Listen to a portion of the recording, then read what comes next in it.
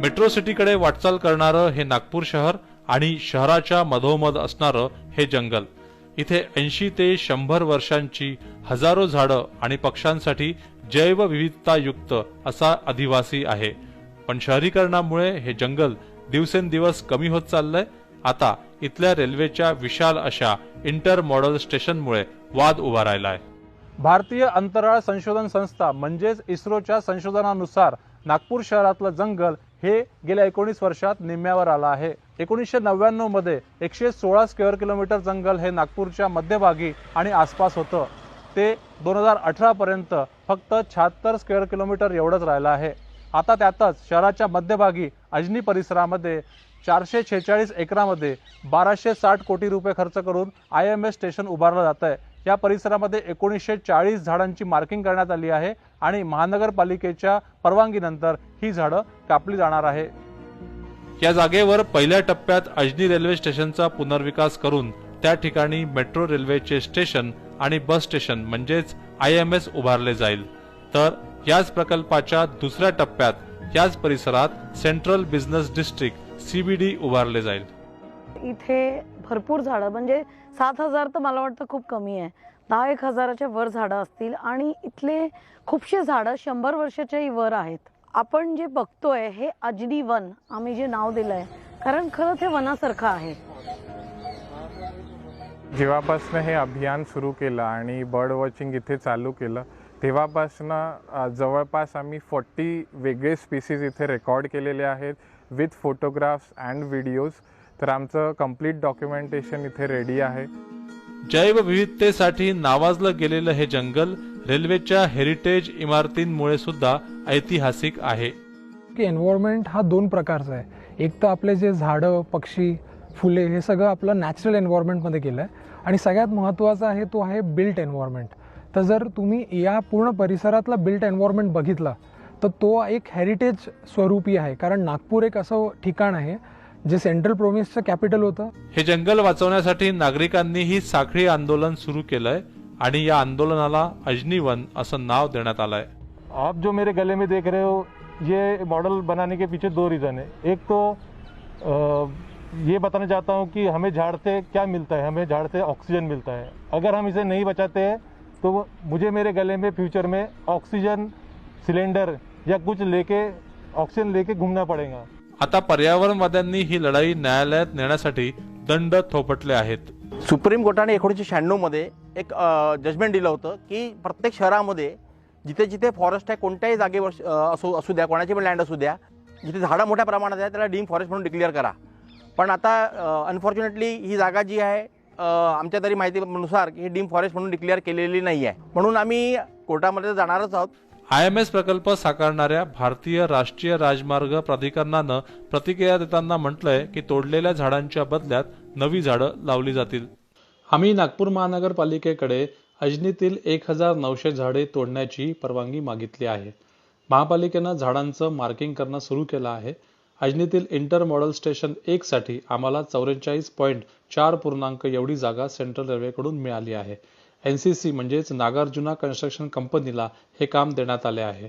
या पहिल्या टप्प्याच्या कामाची किंमत ही 1260 कोटी एवढी आहे. महिन्याभरात NCC हे काम सुरू करेल. आमच्या प्राधिकरणाच्या रिकाम्या जागेत आम्ही 25,000 रोपांची लागवड करून ते जगवणार आहोत. यातून पर्यावरणाचा समतोल साधला जाईल. मात्र या प्रकल्पासाठी पर्यावरणाच्या परवानग्या घेण्यात आल्या नसल्याचा आरोप पर्यावरणवाद्यांनी केलाय. कोई भी विकास कार्य के लिए एनवायरनमेंट का क्लियरेंस लेना बहुत जरूरी होता है, मगर यहाँ पे ये बोला जा रहा है कि एज बिकॉज ये रेलवे का एक्सपेंशन प्रोजेक्ट है, रेलवे लैंड में है, तो हमें एनवायरनमेंट क्लियरेंस की जरूरत नहीं है. आज कहीं भी कोई भी अगर डेवलपमेंट वर्क होता है उसमें एनवायरनमेंट क्लियरेंस तो मस्ट है. आंदोलकांनी पर्यावरण मंत्री आदित्य ठाकरे यांना प्रकल्प रद्द करण्याविषयी पत्र लिहिलंय.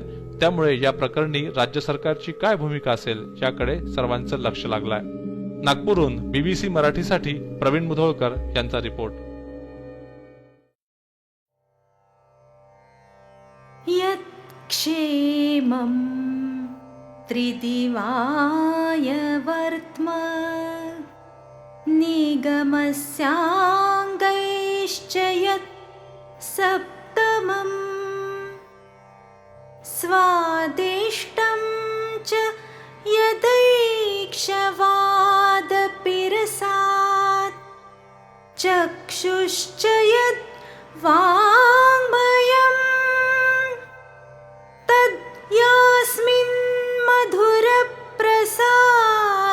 रसवत् कान्तं च काव्यामृतम् सोऽयं सुभ्रुपुरो विदर्भविषयः सारस्वती जन्मभूः। नमस्कार. विदर्भ साहित्य संघ ग्रंथालयाच्या पुढाकाराने एकजूट पर्यावरण समितीचा कार्यक्रम करून जानेवारी 2020च्या पहिल्याच आठवड्यात बांधणी करण्यात आली.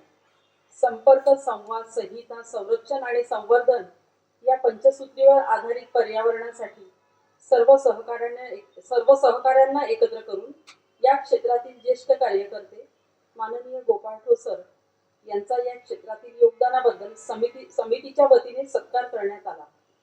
त्याचप्रमाणे मुद्रण माध्यमातून जागरणाचे कार्य करणाऱ्या पिंजरकर आणि मारोळकर यांचा आपण रोख पुरस्कार विभागून देऊन सत्कारही केला.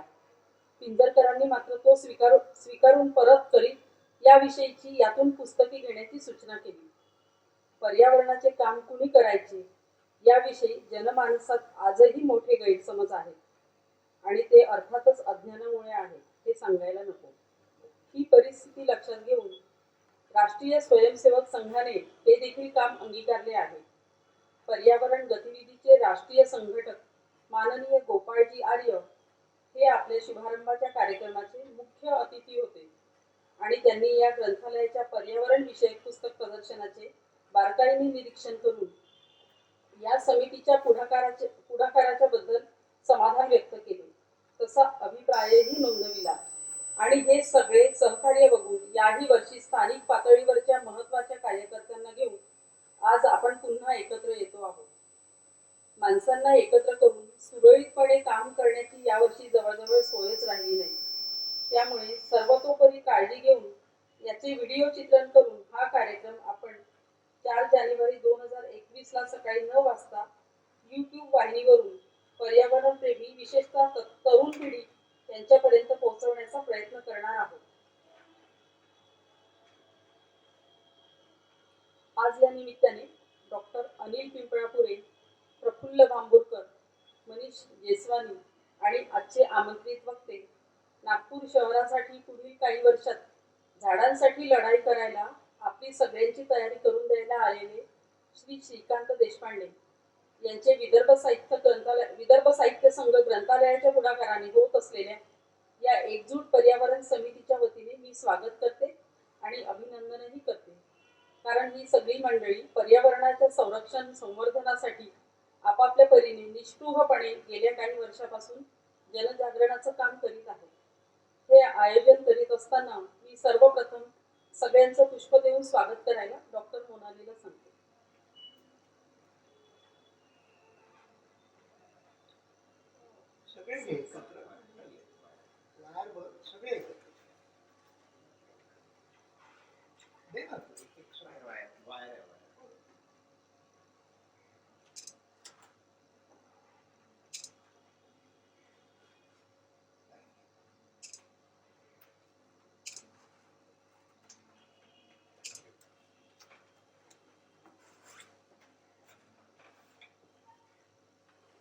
धन्यवाद मोनाली. ज्येष्ठ कवी वसंत आवाजी डहाके हे या संस्थेशी जसे निगडीत आहेत तसेच ते मोठे कवी म्हणून सुपरिचित आहेत. त्यांची या विषयाच्या अनुषंगाने झाड नावाची एक छोटीशी कविता आहे ती इथे मी आपल्याला वाचून दाखवते. झाड झाड तोडायचे, कापायचे, लगदा करायचा, कागद बनवायचा, त्यावर लिहायचे, ते छापायचे, मग वाचायचे. एवढा खटाटोप कशासाठी? सरळ झाडच वाचावे. झाड वाचताना मला तुझाही अर्थ उलगडत जातो. अभयारण्यात वाईल्ड लाईफ क्षेत्रात वाघांच्या कॅरिडोर्स बाबत मूलगामी आणि महत्त्वाचे कार्य करणाऱ्या प्रफुल्ल भांबुरकर यांना मी इथे बोलविते आणि त्यांना नम्र विनंती करते की आज इथे उपस्थित असलेले डॉक्टर अनिल पिंपळापुरे, ॲडव्होकेट मनीष जेसवानी तसेच आजचे निमंत्रित वक्ते श्रीकांत देशपांडे यांचा थोडक्यात परिचय करून द्यावा. एकजूट पर्यावरण समिती आणि विदर्भ साहित्य संघाचे ग्रंथ सहवास यांच्या सहकार्याने आज इथे जो आपला कार्यक्रम होतो आहे त्याकरता लाभलेले विशेष उपस्थिती डॉक्टर अनिल भालचंद्र पिंपळापुरे यांचं मी इथे स्वागत करतो आणि त्यांचा अल्पसा परिचय मी करून देतो. माझं हे भाग्य आहे की इतके मोठे मोठे आणि तरुण इथे आलेले आहेत की ज्यांनी या पर्यावरण संरक्षणात आणि संवर्धनात मोठी कामगिरी बजावली आहे आणि त्यांचा परिचय करून देताना मी स्वतःला माझा गौरव समजतो. तर डॉक्टर अनिल भालचंद्र पिंपळापुरे यांचं शालेय जीवन अहमदाबाद, अकोला आणि नागपूर येथे गेलं. त्यानंतर 1978ला ते गव्हर्नमेंट मेडिकल कॉलेजमधनं त्यांनी BDS केलं आणि 1980 पासून त्यांनी रिसर्च इथे प्रॅक्टिस सुरू केली. पण त्यांच्या स्वभावातच निसर्गाविषयी आवड असल्यामुळे त्यांनी पक्षी निरीक्षणाकडे त्यांचं आपोआप कुतूहल जागृत होऊन ते त्यांना एक छंद जडला आणि 1980 पासून त्यांनी पक्षी निरीक्षणाचा हे कार्यक्रम सुरू केला आणि 1984 पासून जी सुरुवात झाली ती आजपर्यंत अशीच जबरदस्त त्यांची सुरू आहे आणि त्यांनी त्यांच्या मार्गदर्शनात अनेक तरुण आणि असे कार्यकर्ते तयार झालेच, पण असे लेखकही त्याच्यामधनं तयार होतात आहेत आणि जे की संवर्धन आणि संरक्षणामध्ये पक्षी निरीक्षणामध्ये लोकांना सहभागी करून घेत आहेत, त्यांना पर्यावरण जागृतीमध्ये त्यांना सहभाग त्यांचा करून घेत आहेत आणि या सगळं करत असताना विदर्भात जे दुर्मिळ असे पक्षी आहेत त्याचा विशेषतः माळढोक, तर याचा अभ्यास या डॉक्टर पिंपळापुरे सरांनी केला आणि ज्याच्यामुळे इथे संवर्धन आणि त्याच्या संशोधनास असा वाव मिळाला आणि या अभ्यासातूनच पुढे एक पार्श्वभूमी अशी तयार झाली की जिथे विदर्भात नावारूपास आला माळढोक संवर्धनासाठी. ही एक अतिशय महत्वाची गोष्ट होती कारण पूर्ण भारतामध्ये जवळपास 200 असे माळढोक उरलेले आहेत. त्याच्यामध्ये विदर्भाच्या भूमीचा सहभाग होणं हे आपले भाग्य आहे. याशिवाय त्यांनी राखी धनेश यावरतीही अभ्यास केला होता आणि त्याच्यावरती त्यांनी नुसतं भारत नाही तर आंतरराष्ट्रीय स्तरावरतीही शोधप्रबंध लेखन आपले सादर केलेले आहे. याशिवाय मासिक आणि नियतकालिके यामध्ये त्यांनी आपलं नियमित लेखन सुरूच ठेवलेलं होतं. मुख्य सांगायचं म्हणजे पक्षी मित्र संमेलन याचे संस्थापक सदस्य म्हणून त्यांनी सुरुवात केलेली आहे आणि 12व्या पक्षी मित्र संमेलनाचे यवतमाळ येथे जे मांगुर्डा येथे जे झालं होतं त्याचे ते अध्यक्ष होते. याशिवाय 27व्या महाराष्ट्र पक्षी मित्र संमेलन जे नागपूरला झाले होते त्याचे अध्यक्षपद डॉक्टर साहेबांनी भूषविले होते. याशिवाय त्यांनी आपली सगळ्या म्हणून एक पक्ष्यांवरती पुस्तक सादर केलं त्याचे ते लेखक आहेत. याशिवाय WWF, IUCN, wetland international, BNHS आणि नागपूरचेच काय ते Vidarbha nature conservation society BNHS चे पण ते सदस्य आहेत.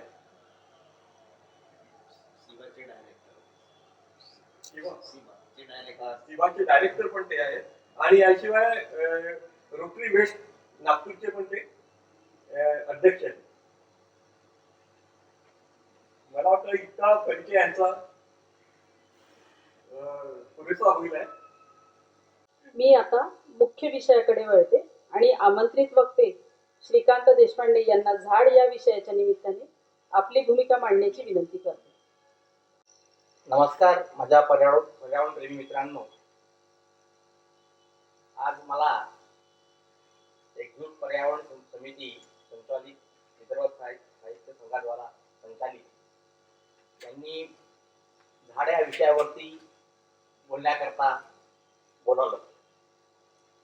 खरं तर मी जमिनीवरती काम करणारा कार्यकर्ता आहे, झाडांकरता, पक्ष्यांकरता, वाईल्ड लाईफ करता.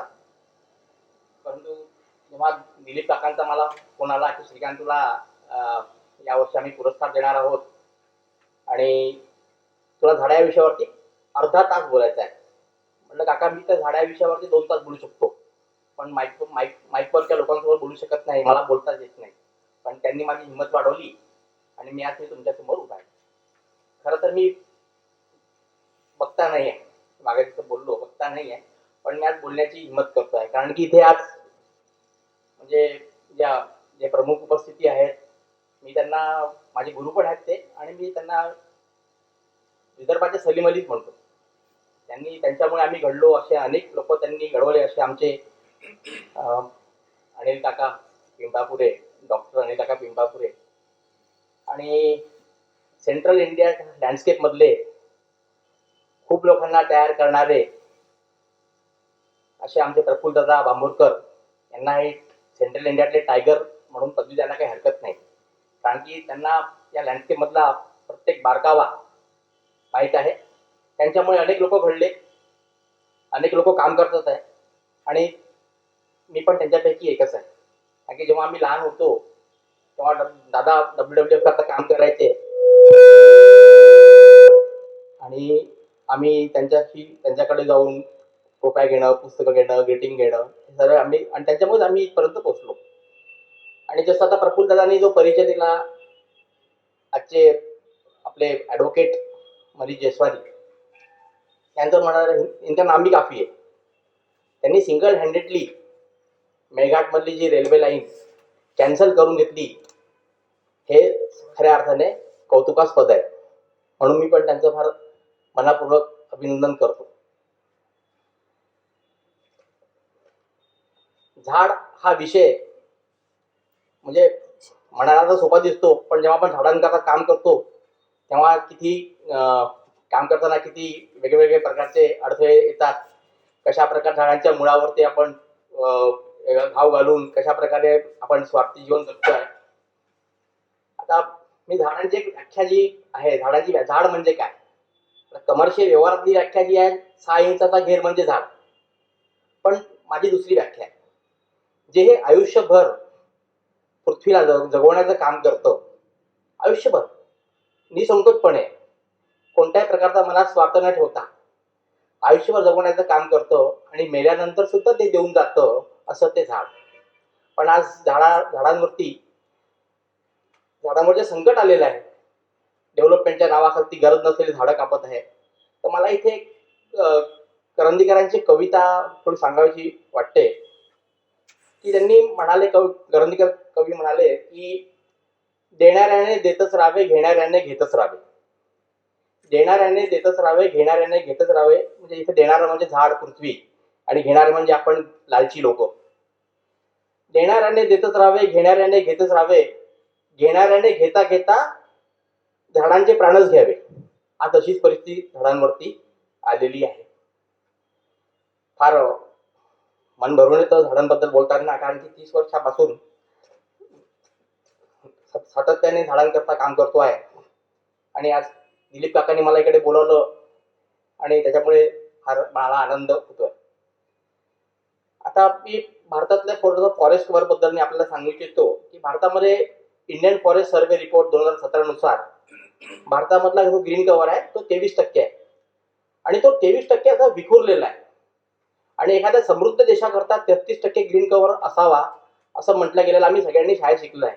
पण आपला देश फार 33% कव्हर करण्याकरता अजून बरीचशी लढाई आपल्याला लढायची आहे. म्हणून त्याकरता जे एक्झिस्टिंग ट्री कव्हर आपल्यापाशी आहे ते गरज नसलेल्या विकासापासून कसं वाचवता येईल, आणि ॲट द सेम टाइम आपण नवीन वृक्षारोपण करून ग्रीन कव्हर कसं वाढवता येईल, हे आता आपल्याला प्रत्येकाला याच्यावरती विचार करणं गरजेचं आहे. आता मी काकांनी मला 25 मिनिटाची मर्यादा दिलेली आहे. मला भावनेच्या भागात मी भरपूर बोलतो, पण मी आता एक मुद्द्यावरतीच येतो. तर मी नागपूर शहरात जे घडत आहे आजच्या घडीला ते सर्व म्हणजे श्रीनगरपासून कन्याकुमारीपर्यंत आणि गुवाहाटीपासून तर अहमदाबादपर्यंत तसंच घडत आहे. तर अनेक मी उदाहरणं तुम्हाला याच्यानंतर मी देणार आहे की नागपूर शहरामध्ये आज मी नागपूर शहराचा तुम्हाला थोडासा इतिहास सांगतो. नागपूर शहराला आणि हा सगळा इतिहास मी अनिल काकाकडनं, आमचे रमेश काका लाडखेडकर, गोपाळ काका ठोसर यांच्याकडनं शिकलेला आहे की त्यांनी त्यांच्या अनुभवातनं आज जे बोलतो आहे म्हणजे खरंच हे त्यांनाच आहे की नागपूर शहराला 300 वर्ष असा जुना असा वैभवशाली इतिहास लाभलेला आहे. नागपुरातले 9 तलाव, नागपुरात 2 नद्या, नाग नदी आणि पिवळी नदी आणि नागपूरचे 9 तलाव आणि नागपूरचा पश्चिमेकडनं पूर्वेकडे असलेला उतार, याच्यामुळे नागपुरातली जमिनी त्यांची पाण्याची पातळी समृद्ध होती आणि त्याच्यामुळे ग्रीन कव्हर सुद्धा समृद्ध होतं. पण वाढतं पॉप्युलेशन जे फार देशाची समस्या आहे, जगाची समस्या आहे, त्याच्याकडून लक्ष देत नाही आहे. आता केंद्र सरकारने सुप्रीम कोर्टामध्ये एफिडेविट फाईल केला की आम्ही पॉप्युलेशन बद्दल बोलणार नाही, तुम्ही वाढवा. पण आता असो, तर वाढतं पॉप्युलेशन आणि सरकारचं दुर्लक्ष याच्यामुळे नद्या ज्या आहेत नाल्यामध्ये कन्वर्ट झाल्या, नष्ट झाल्या इनफॅक्ट. आणि जे 9 तलाव होते टप्प्याटप्प्याने एक एक करत संपत गेले. आता आजच्या घडीला आपल्याकडे फक्त 3च तलाव सुरक्षित आहेत. एक तर उत्तर पश्चिम दिशेला गोरेवाडा तलाव जो आहे त्याला कॅचमेंट लाभलेला आहे आणि ते फॉरेस्ट डिपार्टमेंटच्या लँडमध्ये असल्यामुळे ते सुरक्षित आहे. त्याच्यानंतर फुटाळा तलाव जो 1799 साली ज्ञानोजी भोसलेंनी बांधला होता, त्याला 221 वर्ष पूर्ण झाले. आज तो पण बऱ्यापैकी सुरक्षित आहे कारण की त्याच्याकरता मी ऑलरेडी एक लढाई लढलेली आहे आणि त्याच्यामुळे तो आजच्या घडीला सुरक्षित आहे असं म्हणायला काही हरकत नाही कारण की त्याला पण एक वैभवशाली कॅचमेंट लाभलेला आहे. अंबाझरी तलाव, अंबाझरी तलावाचं नाव कदाचित कोणाला माहीत नसेल. अंबाझरी तलावाचं नाव पहिले बिंबाझरी होतं. 1799 साली त्याचं नॉमेनक्लेचर चेंज केलं, असं नागपूर शताब्दी ग्रंथ नावाचं पुस्तक आहे, त्या पुस्तकामध्ये ही नोंद केली गेलेली आहे. आणि अंबाझरी तलाव किंवा बिंबाझरी तलाव हा नथिंग बट एक पॉन्ड एक डॅम आहे जो नाग नदीवरती बांधला गेलेला आहे त्या काळात. त्याला पण कॅचमेंट आहे आणि त्याची पण आता एक मनीष जसवानी साहेब त्याची पण एक लढाई लढतात आहे कारण की तिथे बायोडायव्हर्सिटी पार्कमधनं ट्रान्समिशन लाईन वगैरे चालली आहे, त्याचा पण कॅचमेंटमध्ये आता धोका निर्माण झालेला आहे. पण त्याची पण लढाई मनीष जसवानी साहेब कोर्टातनं लढणारच आहे. त्याच्यानंतर सोनेगाव तलाव, सोनेगाव तलावाची लढाई स्वतः डॉक्टर अनिल सरांनी लढलेली आहे, गोपाळ ठोसर काकांनी लढलेली आहे. त्याचा तर कॅचमेंट संपून टाकला, कॅचमेंटचे पूर्ण अवतीभोवती त्यांनी पूर्ण लेआउट टाकले आणि तलाव आता तलाव नसून हा एक प्रकारचा पॉन्ड आहे. पांढराबोडी तलाव कम्प्लिटली बुजवून त्याच्यावरती त्याची पण काकांनी लढाई लढलेली आहे. पांढराबोडी तलाव बुजवून त्याच्यावरती भाजीप्रभू नगर उभं केलं. सक्करतला तलाव संपला, त्याच्या अवतीभोवती पूर्ण कॅचमेंट पूर्ण संपून टाकलं. शुक्रवार तलाव, त्याला जुम्मा तलाव पण म्हणतो आपण. तर जुम्मा तलाव टेकडीच्या गणपतीचं देऊळ हे जुम्मा तलावाच्या पायथ्याशी होतं असं त्या शताब्दी ग्रंथाच्या पुस्तकामध्ये उल्लेख केलेला आहे. आता ते तलाव बुजून 1 किलोमीटर बाय 1 किलोमीटर टाका करून टाकलेला आहे. कारण जेव्हा एम्प्रेसनी तिथे कॅचमेंटमध्ये होती तेव्हाही काही पाझर होता, पण आता मोठे मोठे मॉल बनलेले आहे त्याच्यामुळे तो पाझर पण संपला. आता वरतून पाऊस पडेल तर तलाव भरेल अशी परिस्थिती झालेली आहे. आणि तिकडे नाईक तलाव, लेंडी तलाव सांगायलाच नको कारण की सगळं पूर्ण कम्प्लिटली कोलॅप्स झालेलं आहे आणि पूर्ण अतिक्रमण झालेलं आहे. आता आपण नागपूरच्या ग्रीन कव्हरकडे मेन मुद्द्याकडे वळू. ग्रीन कव्हर नागपूरचं कसं होतं. जर आपण एक इंडियन इस्रोनी 2018 मध्ये एक स्टडी केला की नागपूरच्या ग्रीन कव्हर बद्दल, तर नागपूरचा 272 स्क्वेअर किलोमीटर हा नागपूरचा एरिया आहे. आणि 1999 मध्ये आपल्या नागपूरचं ग्रीन कव्हर हे जवळपास 116 स्क्वेअर किलोमीटर होतं. म्हणजे विचार करा 1999 मध्ये 116 square kilometre jungle out of 372 square kilometre हे आपल्याकडे होतं आणि 2018 मध्ये ते 76 स्क्वेअर किलोमीटर राहिलं. म्हणजे विचार करा की आपण कशा प्रकारे नागपूरचं ग्रीन कव्हर हळूहळू नष्ट, तलाव पहिले तलाव नष्ट केले, आता झाडं नष्ट करतो आहेत. आणि नागपूरचं जे त्यांनी जो महानगरपालिकेने जो सर्वे केला होता 2011 मध्ये, ट्री सेन्सस ज्याला आपण म्हणतो, तर प्रत्येक 10 व्यक्ती मागे 9 झाडं नागपूरला आहेत असं त्यांचं त्या सर्वेचा रिपोर्ट आहे. नागपूरचा जर आपण पुन्हा एक वरतून जर आपण सॅटेलाइट पिक्चर जर काढलं तर तुम्हाला दिसेल की उत्तर भागामध्ये NEDT national academy of direct टॅक्सेसचा काही भाग आहे जिथे ग्रीन कव्हर आहे. त्याच्यानंतर गोरेवाडा मध्ये ग्रीन कव्हर आहे. फुटाळा तलाव तेलंगणी तलावाच्या कॅचमेंटमध्ये ग्रीन कव्हर आहे, अंबाझरी तलावाच्या मागे ग्रीन कव्हर आहे. आणि इकडे जर सेमिनरी हिल्स, राज्यपाल भवन, त्याच्यानंतर टेकडीच्या गणपतीला जे टेकडीच्या गणपतीला जे वैभव आहे ते आपण बघू शकतो. आणि दक्षिण मध्य नागपूरमध्ये जर ग्रीन कव्हर जर उरला असेल तर मेडिकल, अजनी, सेंट्रल जेल, निरी आणि FCI गोडाऊन आणि तिकडे काहीसा भाग एअरपोर्ट अथॉरिटीकडे पण आहे. पण आता आपण सगळेजण माध्यमातून वाचतोच आहोत की अजनीला आणि central jail, Ajni railway station, central jail अशी लँड ॲक्वायर करून तिथे इंटर मॉडेल स्टेशन बनवणार आहे. याच्याबद्दल मी तुम्हाला पुढे माहिती देणारच आहे. तर नागपूरमध्ये हा जो ग्रीन कव्हर जो होता आता टप्प्याटप्प्याने अनेक कारणांकरता नष्ट होत आहे. आणि जसं मी पहिले म्हणालो की परिस्थिती पूर्ण भारतात आहे, फक्त नागपूर करता नाही आहे. अनेक लहान लहानशा गोष्टी करता झाडं कापली जातात आणि सुज्ञ नागरिक झाडं कापणारे सगळ्यात पहिले दोषी आहेत, असा माझा ठामपणे सांगू इच्छितो. नागपूरमध्ये मानेवाडा भागामध्ये जवळपास 14 ट्रूप्स आहेत. प्रत्येक ट्रूपमध्ये 8 ते 10 लोक आहेत. ते सकाळी उठून निघतात, घराच्या बाहेर पडतात, आपापला एरिया वाटून घेतलेला, झाड कटालो आणि सुज्ञ नागरिकच मग म्हणतात की अरे आपल्याला आंब्याचं झाड कापायचं आहे. का बरं कापायचं आहे? म्हणजे नाही, घरी खूप कचरा पडतो आणि कचराही पडतो आणि बाजूचे भांडतात, पण ते विसरून जातात की आपण याचे आंबे पण खातो. तर कोणी म्हणतं की बंगला लपतोय, घर लपतंय. काही काही लोक असे दिसले की चिंची झाडात भूत असतं म्हणून आम्ही झाड कापतो. ते पण ज्यांनी हे म्हटलं होतं ते डॉक्टर्स होते. ते 1996 मधली गोष्ट आहे. तर असे अनेक लोक सुज्ञ नागरिकच की घरावर आमच्या कारवरती आंबे पडतात म्हणून आमची कार खराब होते म्हणून आम्हाला झाड कापायचं आहे. अरे पण कापा ना तुम्ही, हरकत नाही. तुम्ही अर्बन ट्री फेलिंग ऍक्ट 1975 अंतर्गत तुम्ही महानगरपालिकेकडे जा, अप्रोच करा, रितसर परवानगी घ्या आणि जर महानगरपालिकेने परवानगी दिली तर झाड कापा. पण तसं होत नाही.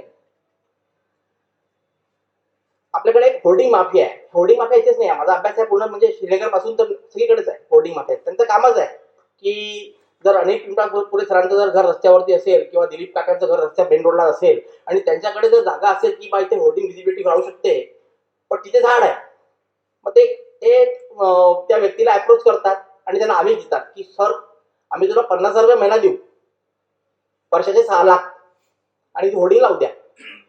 तो समोर जाऊन 6 लाख भेटत आहे काय, आंब्याचं झाडच आहे, कापून टाकू.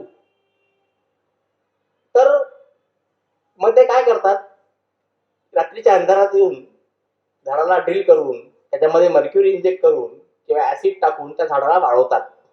आणि वाळवल्यानंतर ज्या व्यक्तीकडे होर्डिंग लागणार आहे त्याला म्हणतात की तुम्ही झाड वाळलंय म्हणून तुम्ही परवानगी मागायला एजन्सीला पत्र द्या, आम्ही ते बरोबर मॅनेज करून टाकू. मग त्याच्यात ती प्रोसेस होते आणि अचानक तिथे एक दिवस होर्डिंग लागलेलं असतं. आता होर्डिंगचा विषय निघाला तर खूप म्हणजे एक सुंदर असं बघा, म्हणजे माणसं पण किती जिद्दी असतात, ज्यांना झाडांचं प्रेम आहे ते पण लोक जिद्दी असतात की नाही आम्ही तर रडूच. लक्ष्मीनगर चौकामध्ये राणे बंधू नावाचं एक औषधालय आहे, मेडिकलचं स्टोअर आहे. तर त्या राणे बंधू काकांनी आणि त्यांच्या मुलांनी झाड लावलं, झाड लावून मोठं 2 झाडं लावली, मोठी केली. तिथे मग कालांतराने होर्डिंग लागलं. होर्डिंगवाल्याने रात्रीच्या अंधारात एकदा कापलं, पुन्हा राणे बंधूंनी पुन्हा लावलं, पुन्हा ते झाडं वाढलं, पुन्हा होर्डिंगवाल्यांनी कापलं. त्याच्या मेन टाईम आम्ही स्टोऱ्या पण केल्या पेपरच्या माध्यमातून. आणि असं नाही की कारवाई होत नाही. नागपूर महानगरपालिकेने कारवाई करण्याकरता प्रयत्न केले. लगेच एखादा मंत्र्याचा फोन येतो, अरे कशाला लावू द्या ना, कापतं तर कापू द्या, काय झाडच कापलं ना. तसे पॉलिटिकल इंटरव्हेन्शन होत असल्यामुळे अनेक झाडं, होर्डिंग माफिया, माझ्याकडे 254 अशा साईट्स आहेत नागपूरमध्ये जिथे होर्डिंगवाल्यांनी गरज नसताना झाडं कापलेले आहेत आणि ते धमकी द्यायला एखाद्या दिवशी मर्डर करून टाकायला मागे पुढे बघणार नाहीत, असे ते होर्डिंग माफिया आहेत. होर्डिंग माफियानंतर बिल्डर माफिया बघा. बिल्डरचे लोक पण त्याच पद्धतीने आहेत. त्यांना आपल्या सोयीनुसार सगळ्या गोष्टी करायच्या असतात. ते पण झाडांच्या विरोधातच आहेत. अशी अनेक उदाहरणं देऊ शकतो, वेळ संपून जाईल पण उदाहरणं संपणार नाहीत. तर त्याच्यानंतर सुज्ञ नागरिक बंगला लपतात म्हणून पण झाडं कापलेले आपल्याला अनेक ठिकाणी दिसायला बघायला मिळेल. उदाहरणार्थ जर साऊथ अंबाझरी रोडवर बघितलं तर आपल्याला कळेल. आता सिमेंटच्या रस्त्यामुळे बघा, सिमेंटच्या रस्त्यामुळे सगळे जे पूर्ण भारतामध्ये सिमेंटचे रस्ते होत आहेत.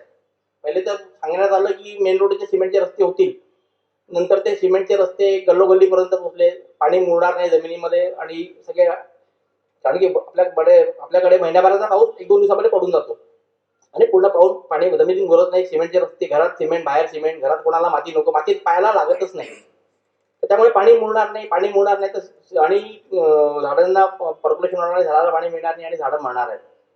तर सिमेंटच्या रस्त्याचा उदय असा झाला की डांबरी रस्त्यावरती सारखा रिपेअर होतो, भ्रष्टाचार होतो, जीडीपी मध्ये फरक पडतो आणि म्हणे पृथ्वीची अवहेलना पण होते. म्हणून सिमेंटच्या रस्त्याचा जन्म झाला की म्हणे सिमेंटचे रस्ते जर केले तर 25 वर्ष पुन्हा ताण पडणार नाही, हा पैसा आपण दुसरीकडे वापरू. परंतु तसं काही झालं नाही. नागपूरमध्ये सिमेंटचे रस्ते करताना लगेच त्यांनी म्हणजे विकासाचा वेग एवढा जबरदस्त आहे की काही करण्याच्या पहिले काम झालेलं दिसतं, आपल्याला सुरू झालेलं दिसतं. तर सिमेंटचे रस्ते नागपुरात सुरू झाले. तर मी स्वतः पिटिशनर असल्यामुळे माझ्या केसमध्ये आजचे जे सुप्रीम कोर्टचे जे चीफ जस्टिस बोबडे साहेब आहेत त्यांनी एक ऑर्डर पास केला होता की बा झाडात तुम्ही काम करताना झाडाभोवती 1 मीटर बाय 1 मीटर जागा सोडा, की त्याचे प्रायमरी रूट्सचा धक्का बसला गेला नाही पाहिजे. ऑर्डर झाले, सगळ्या गोष्टी झाल्या, पण आपल्याकडे आपल्या देशाची खासियतच आहे की चीफ जस्टिसने दिलेले ऑर्डर सुद्धा जमिनीपर्यंत पर्क्युलेट होत नाही, म्हणूनच हे सगळे वाद उभे राहतात. तर सिमेंटचे रस्ते करताना काय होतं की सिमेंटचे रस्ते भलेही तुम्ही जागा सोडली, 1 मीटर बाय 1 मीटर जागा सोडली, परंतु काय होतं की सिमेंटच्या 2 फुटाचा थर आणि जमिनीखालची झाडांची मूळ सगळीकडे पसरलेलीच आहे. तर एवढा मोठा 2 फुटाचा थर आणि त्या थराची गरमी, पाणी पर्क्युलेट होणार नाहीये, तर त्याच्यामुळे काय होतं की खालची जी ब्रांच आहे, जमिनीखालची जी ब्रांच आहे ती डिस्कंटिन्यू होते. मग ती फूड सप्लाय बंद झाला की मग ती त्या जमिनीखालच्या फांदीला अटॅच असलेली जी ब्रांच असते त्याला वरती ब्रांच वाढते आणि असं टप्प्याटप्प्याने 2 वर्षामध्ये तुम्हाला ते झाड वाढलेलं दिसेल. एक सुंदर उदाहरण सांगतो. रहाटे कॉलनी चौक ते आपला अंबाझरी तलाव, सुभाषनगरचा T point, south Ambazari road त्याला आपण म्हणतो, त्या रस्त्यावर तुम्ही चालले जा, अनेक झाडं मेले आहेत. दीक्षाभूमी समोर दिसेल तुम्हाला, त्याच्यानंतर मुंडले बँड समोर दिसेल, अनेक झाडं मेलेत. आणि येणाऱ्या 10 वर्षामध्ये मी ठामपणे सांगू इच्छितो, येणाऱ्या 10 वर्षामध्ये शहराला, रस्त्याला लागून असलेलं जे ग्रीन कव्हर आहे ते पूर्णपणे कोलॅप्स होत आहे. त्यांचं इकडे जे जगवतात त्यांच्याकडे आपण कशा प्रकारे दुर्लक्ष करतो हे त्याचे उदाहरण आहे. आणि यांना वाटतं की आपण विकास करतोय, हा विकास नाही आहे. आपण विनाशाकडे पहिले चालत होतो, आता स्प्रिंट धावत आहे. आपण पुढच्या पिढीला काही ठेवणार नाही आहे. अलमारी उघडली की अंगावर पैसे पडतील, पण घेण्याकरता ऑक्सिजन राहणार नाही, जेवणाकरता अन्न राहणार नाही, पिण्याकरता पाणी राहणार नाही. मग काय करणार तुम्ही तुमच्या पुढच्या पिढीकरता? सिमेंटच्या रस्त्यामुळे काय काय होत आहे, अनेक मुद्दे आहेत. आता हा एक नवीन मुद्दा मला अभ्यासातून समोर आलेला आहे की क्रीपर्स झाडांवरती वेल चढतात. अनेक प्रकारच्या वेली आहेत. माझा काही एवढा अभ्यास नाही आहे, मी आता फक्त ऑब्झर्वेशन सांगतोय. मी काही खूप अभ्यास वगैरे मला जमतच नाही, फक्त जो अनुभव शिकलो ते सांगतोय. झाडांवरती क्रीपर्स सगळीकडे आहेत. एक आईस्क्रीम क्रीपर्स म्हणून एक आहे, ते झाडांवरती वाढतं, पूर्ण वाढ झाला कव्हर करून घेतं. मग झाडांवरती कालांतराने काय होतं, एका वर्षाचं झाड वाढत नाही, टप्प्याटप्प्याने ते मरत जातं झाड. जसं काँग्रेस गवत आलं होतं तसं ते इंग्लिश क्रीपर्स आले आहेत. आमची प्राची माहूरकर म्हणून आमची मेंबर आहे, तिने सगळे तिचा अभ्यास आहे त्याच्यावरती, तर तिने सांगितलं की हे आईस्क्रीम क्रीपर्स म्हणतात, इंग्लिश क्रीपर्स म्हणतात, आईस्क्रीम क्रीपर्स नाव आहे त्याचं. तर ते क्रीपर्स झाडाला पूर्ण वरपर्यंत नेतात, चढतात. कालांतराने ते झाड फोटोसिंथेसिस प्रोसेस करण्याकरता अपरिपक्व होत जातं आणि झाड मरतं. आज असे अनेक झाडं, म्हणजे या झाडांवरती अजूनपर्यंत पंजाबराव देशमुख कृषी विद्यापीठांनी पण कोणी अभ्यास केलेला नाहीये. हा एक PhD करता चांगला विषय राहू शकतो. आपण लढाई देतो, जे डायरेक्ट कापले जाणार आहे त्याच्याकरता आपण लढाई देतो, पण इनव्हिजिबल लॉसेस जे आहेत, हे इनव्हिजिबल लॉसेस आपल्याकडे भरपूर आहेत, पण त्याच्याकडे आपलं लक्ष नाही आहे. तर या माध्यमातून मी सांगू इच्छितो की जे लोक हा व्हिडिओ बघतील त्यांनी आपल्या शहरामध्ये, आपल्या आजूबाजूला बघावं की झाडांवरती वेल तर चढणार नाहीये. वेल चढला असेल तर त्यांनी कापून घ्यावं आणि झाडाला, आपलं जे मोठं झाड जे आहे ते सुरक्षित कसं राहील याची काळजी घ्यावी, अशी मी सगळ्यांना नम्र विनंती करतो. आता शहरामध्ये आता मनीष देशपांडे साहेब बसले तिथे, त्यांना तर जंगलामध्ये कशा आगी लागतात त्यांचा तर अभ्यासच असेल. पण मनीष देशपांडे साहेब तुम्हाला सांगू इच्छितो इथे की सिमरी जे आहे, हायकोर्टाने रिझर्व्ह फॉरेस्ट म्हणून डिक्लेअर केलेला आहे. तर त्या रिझर्व्ह फॉरेस्टमध्ये सुद्धा मागच्या 2 वर्षी, मागच्या 17, 18 आणि 18, 19 मध्ये आगी लागल्या होत्या. आणि मग त्या आगी कशा करता लागल्या, कोणीतरी गेलं, सिगरेट पिलं, बट फेकून दिला, आगी लागल्या. आणि मग रात्रीच्या मग फायर ब्रिगेड बोलवले आणि आम्ही आगी विझवल्या. तर आता मग आम्ही सामूहिक यांनी प्रयत्न केले आणि आज तिथे कंपाऊंड वॉल बनलेली आहे आणि बऱ्याचशा गोष्टी झाल्या. आता आशा आहे की भविष्यामध्ये तिथे जंगलाला आगी लागणार नाही. अशा प्रकारच्या आगी जंगलामध्ये अनेक वेळा लागतात, कधी बरेचदा लावल्या जातात. पण त्या आगी ज्या लावल्या जातात त्या स्वतःच्या फायद्याकरता असतात, पण त्याच्यामुळे होणारं पर्यावरणाचं नुकसान, पशुपक्ष्यांचं नुकसान हे आपण याचा विचार करणं गरजेचं आहे. आता तुम्ही म्हणाल की मी सारखं अच्छा, ही झाली अर्बन एरियातली गोष्ट. एकीकडे सरकार म्हणत आहे की हजारो करोड रुपये देतात आहे तुम्हाला की अर्बन जंगल तयार करा, आणि ऍट द सेम टाइम जे अर्बन जंगल आमच्याकडे अवेलेबल आहे त्याच्याकडे दुर्लक्ष करतात आहे. फार शोकांकिता आहे आपल्या देशाची. सेम कंडिशन ग्रामीण भागामध्ये पण आहे. तसं जिसोले साहेबांचा सारखा उल्लेख होता, कारण की ते कामच तसं करतात. आता सॉमिल तर त्यांनी जे उदाहरण सांगितलं की सॉमिलवाले, फॉरेस्ट डिपार्टमेंट आणि झाडं कापणारी टोळी आणि सार्वजनिक बांधकाम विभाग, त्यातले काही सार्वजनिक बांधकाम वगैरे काही भ्रष्ट म्हणजे एम्प्लॉई, सगळेच नाही म्हणता येणार, काही भ्रष्ट एम्प्लॉई यांचं संगनमताने रस्त्यावरच्या झाडांची चोऱ्या होतात पकडल्या जात नाही. कारण की चोऱ्या करण्याचे प्रकार पण वेगवेगळे आहेत. की झाडं पडले ते म्हणजे फोनवरती सगळं झाडं पडल्या 12 4 झाडं पडल्यात, तो 4 झाडाची परवानगी घेतो आणि तिकडे 20-25 कापून टाकतो. असं करता करता सगळे बाबुळीचे झाडं, कडुनिंबाचे झाडं, आंब्याचे झाडं रस्त्यावरचे या लोकांनी लुटून टाकलेले आहेत. हे नेक्सेसच आहेत, पण या नेक्सेसकडे गव्हर्नमेंटचं लक्ष नाही आहे. आणि त्याच्यामुळे बंदरांना राहायला जागा राहिली नाही, म्हणून बंदर शेतात येतात. आता शेतात आले म्हणून शेतकरी म्हणतात की माझ्याकडे आजोबांनी लावलेलं आंब्याचं झाड होतं, आंबे तर लागतात खरी, आंबे तर खायचे आहे, पण बंदरांचा त्रास एवढा आहे की कापून टाका. आणि शेतकऱ्यांपर्यंत जे नियम पोचलेले नाही आहेत. अशा अनेक कारणामुळे शहरी भागामध्ये आणि ग्रामीण भागामध्ये सुद्धा झाडांवरती संक्रांत आलेली आहे. आता तुम्ही म्हणाल की मी नुसते प्रॉब्लेमच सांगतोय, सोल्युशन सांगत नाही. सोल्युशन पण आहेत. बिना सोल्युशनचे प्रॉब्लेम कसे राहणार? सोल्युशन्स आहेत. आता जर एखादा व्यक्ती, सुज्ञ नागरिक जर झाड तोडत असेल तर आपण हे थांबवू शकतो. थांबवण्याचे 2-3 प्रकार आहेत. त्याला अवेअरनेस वाढवायला पाहिजे आपल्याला. किंवा मी एक नागपूर महानगरपालिका 2007 मध्ये पत्र दिलं होतं, जेव्हा संजय शेट्टी म्युन्सिपल कमिशनर होते. त्यांना मी म्हणालो की सर, इलिगल ट्री फेलिंग होत आहे, सुज्ञ नागरिक झाडं तोडतात आहे, आपण थांबवायला पाहिजे. तर काय आयडिया म्हणून तुझ्याकडे? म्हणून आयडिया आहे. म्हणलं फॉरेस्ट डिपार्टमेंट, ट्रॅफिक पोलीस आणि गार्डन NMC या तिघांनी जर सामूहिक प्रयत्न केले तर आपण हे म्हणलं 15 दिवसात थांबवू शकतो. तर ते कसं म्हणेल? तर मी त्यांना म्हणालो की एखाद्या व्यक्तीने झाड तोडलं विदाउट परमिशन तर त्याला ट्रान्सपोर्ट करण्याकरता गाडी राहीलच, आणि ती गाडी ती लाकूड घेऊन कुठेतरी सॉमिलवर जाणार आहे. तर ती जर गाडी आपण जर पकडली रस्त्यात की बाबा रे, गाडी पोलिसांनी जर गाडी पकडली की बाबा रे कुठून तोडलंय झाड आणि कोणाकडे तोडलं, तोडणारे व्यक्ती कोण होते, परवानगी होती की नव्हती, गाडीचे कागद दाखव, परवानगीचं पत्र दाखव. तो म्हणेल परवानगी नाही आहे साहेब. तर लगेच ती गाडी जर कन्सर्न पोलीस स्टेशनला जर जमा केली आणि अशी फक्त महिनाभर मोहीम राबवली तर लोकांमध्ये भीती निर्माण होऊन जाईल. त्या स्वामीवाल्याला वाटेल की बा आता फॉरेस्ट डिपार्टमेंट किंवा मनीष देशवानी येतील, आमचं लायसन रद्द करून टाकतील. किंवा आणि जे ज्यांच्या घराकडे झाड तोडलं त्यांना भीती राहील की बा मला अर्बन ट्री फेलिंग ऍक्टमध्ये 1 वर्षाची किंवा 1 वर्षाची सजा होईल किंवा 1000 रुपये किंवा 5000 रुपये दंड भरावा लागेल, कोर्टाच्या चक्रा माराव्या लागतील. तर ते मनामध्ये धास्ती बसेल आणि बसायलाही पाहिजे. त्याच्या धास्ती बसल्याशिवाय आपण नियम, जसं आता मास्क लावण्याची धास्ती सगळ्यांना आहे, ते आपल्याला धास्ती बुक्क्याचा मार आपल्याला सहन केल्याशिवाय आपल्याला पुढे जाता येणार नाही. तर अशा प्रकारे आपण इलिगल ट्री फेलिंग थांबवू शकतो. त्याच्यानंतर अजून एक सुंदर उदाहरण आहे.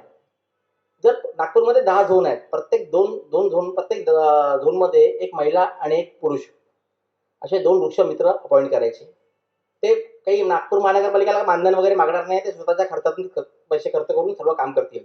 तर त्यांचं ऑब्जेक्टिव्ह काय राहील की त्यांचं ऑब्जेक्टिव्ह हे राहील की इलिगल ट्री फेलिंग थांबवणे, लोकांमध्ये जागरूकता निर्माण करणे, वृक्षारोपणाकरता नवीन जागा शोधणे, वृक्षारोपण करून घेणे, गार्डनची परिस्थिती बघणे. ते करणं याच्याकरता गरजेचं आहे, कारण की मला फार वाईट अनुभव आलेला आहे. अनेक ठिकाणी काय होतं की जसं कोणी आता मला एक वर्षभरापूर्वी एक अनुभव आला, रामनगरला एक काकू झाड कापत होत्या. तर मी तिकडनं चाललो होतो आणि मी गाडी थांबवली लगेच की आणि मी विचारलं की काकू परवानगी घेतली का? तर त्यांची मुलगी पण आली बाहेर, काकू पण बाहेर आल्या. म्हणजे तुम्ही कोण आम्हाला अक्कल शिकवणार आहे? म्हटलं काकू जर तुमची जर कंप्लेंट केली ना म्हणालो कशाला कापताय, काही आवश्यकता नाही आहे. तर त्यांनी मला बऱ्याच गोष्टी सुनावल्या. म्हटलं मी जर तुमची कंप्लेंट केली तर तुम्हाला त्रास होईल. तर म्हटलं तू काय कंप्लेंट करतो आमची, मीच तुझी कंप्लेंट करतो की तू माझ्या महिलेवरती धावून आला म्हणून. आता मला सांगा, मी तिथनं काढता पाय घेतला. महिलांकडनं नियम एवढे कडक आहेत की मी कोणाला लाव जर पेपरला बातमी असती आणि माझा सगळीकडे एवढे वर्षाची मेहनत एका दिवसात वाया गेली असती. तर म्हणून मी त्यांना म्हणालो की महिला आणि पुरुष म्हणजे समजून घ्या, प्राची माहूरकर त्या झोनमध्ये, मी आणि प्राची माहूरकर त्या झोनमध्ये असतो तर मी प्राचीला फोन करतो, प्राची तू लवकर इकडे ये, हे झाड तोडताय आणि या काकू म्हणजे अशी आर्ग्युमेंट करता, तू ताबडतोब. तर प्राची म्हणजे आम्ही दोघांनी मिळून खरं त्या वस्तू परिस्थिती आम्ही लोकांसमोर मांडू शकलो असतो. पण सरकार याच्याकडे लक्ष देत नाहीये. आता तर पहिले झाडं कापण्याकरता खूप कडक नियम होते. आता तर गव्हर्नमेंटने नियमच शिथिल करून टाकले. अर्बन ट्री फेलिंग ऍक्ट 1975 कडक करायला पाहिजे होता, त्यांनी तो शिथिल केला. आता 25 झाडापर्यंत जी परवानगी जी आहे, एखाद्याला 50 झाडं, बिल्डरला 50 झाडं कापायची असेल तर 25 झाडापर्यंत परवानगी म्हणजे म्युन्सिपल कमिशनरच देतो. तर म्युन्सिपल कमिशनरकडे 24 झाडांची परवानगी पहिल्यांदा मागायची, दुसऱ्यांदा पुन्हा 25 झाडांची मागायची. अशा प्रकारे झाडं कापून टाकायची. म्हणजे कडक करायचे सोडून यांनी नियम शिथिल केले आणि ग्रीन कव्हर कमी होण्याकरता यांनी म्हणजे एका प्रकारे मोठ्या उत्साहाने विकासाच्या नावाखाली पुढाकार घेऊन नागपूरचा बट्ट्याबोळ करण्याचा यांनी निर्धारच केलेला आहे. तर अशा अनेक गोष्टी, अनेक सोल्युशन आहेत. पण आपल्याला कोणाला तरी जे मोठ्या पदावरती बसलेले अधिकारी आहेत तर त्यांनी तो विषय प्रकर्षाने घ्यायला पाहिजे. आता मी माझा आवडीचा विषय घेणार, रोड वाइंडिंग वर्क आणि झाडं.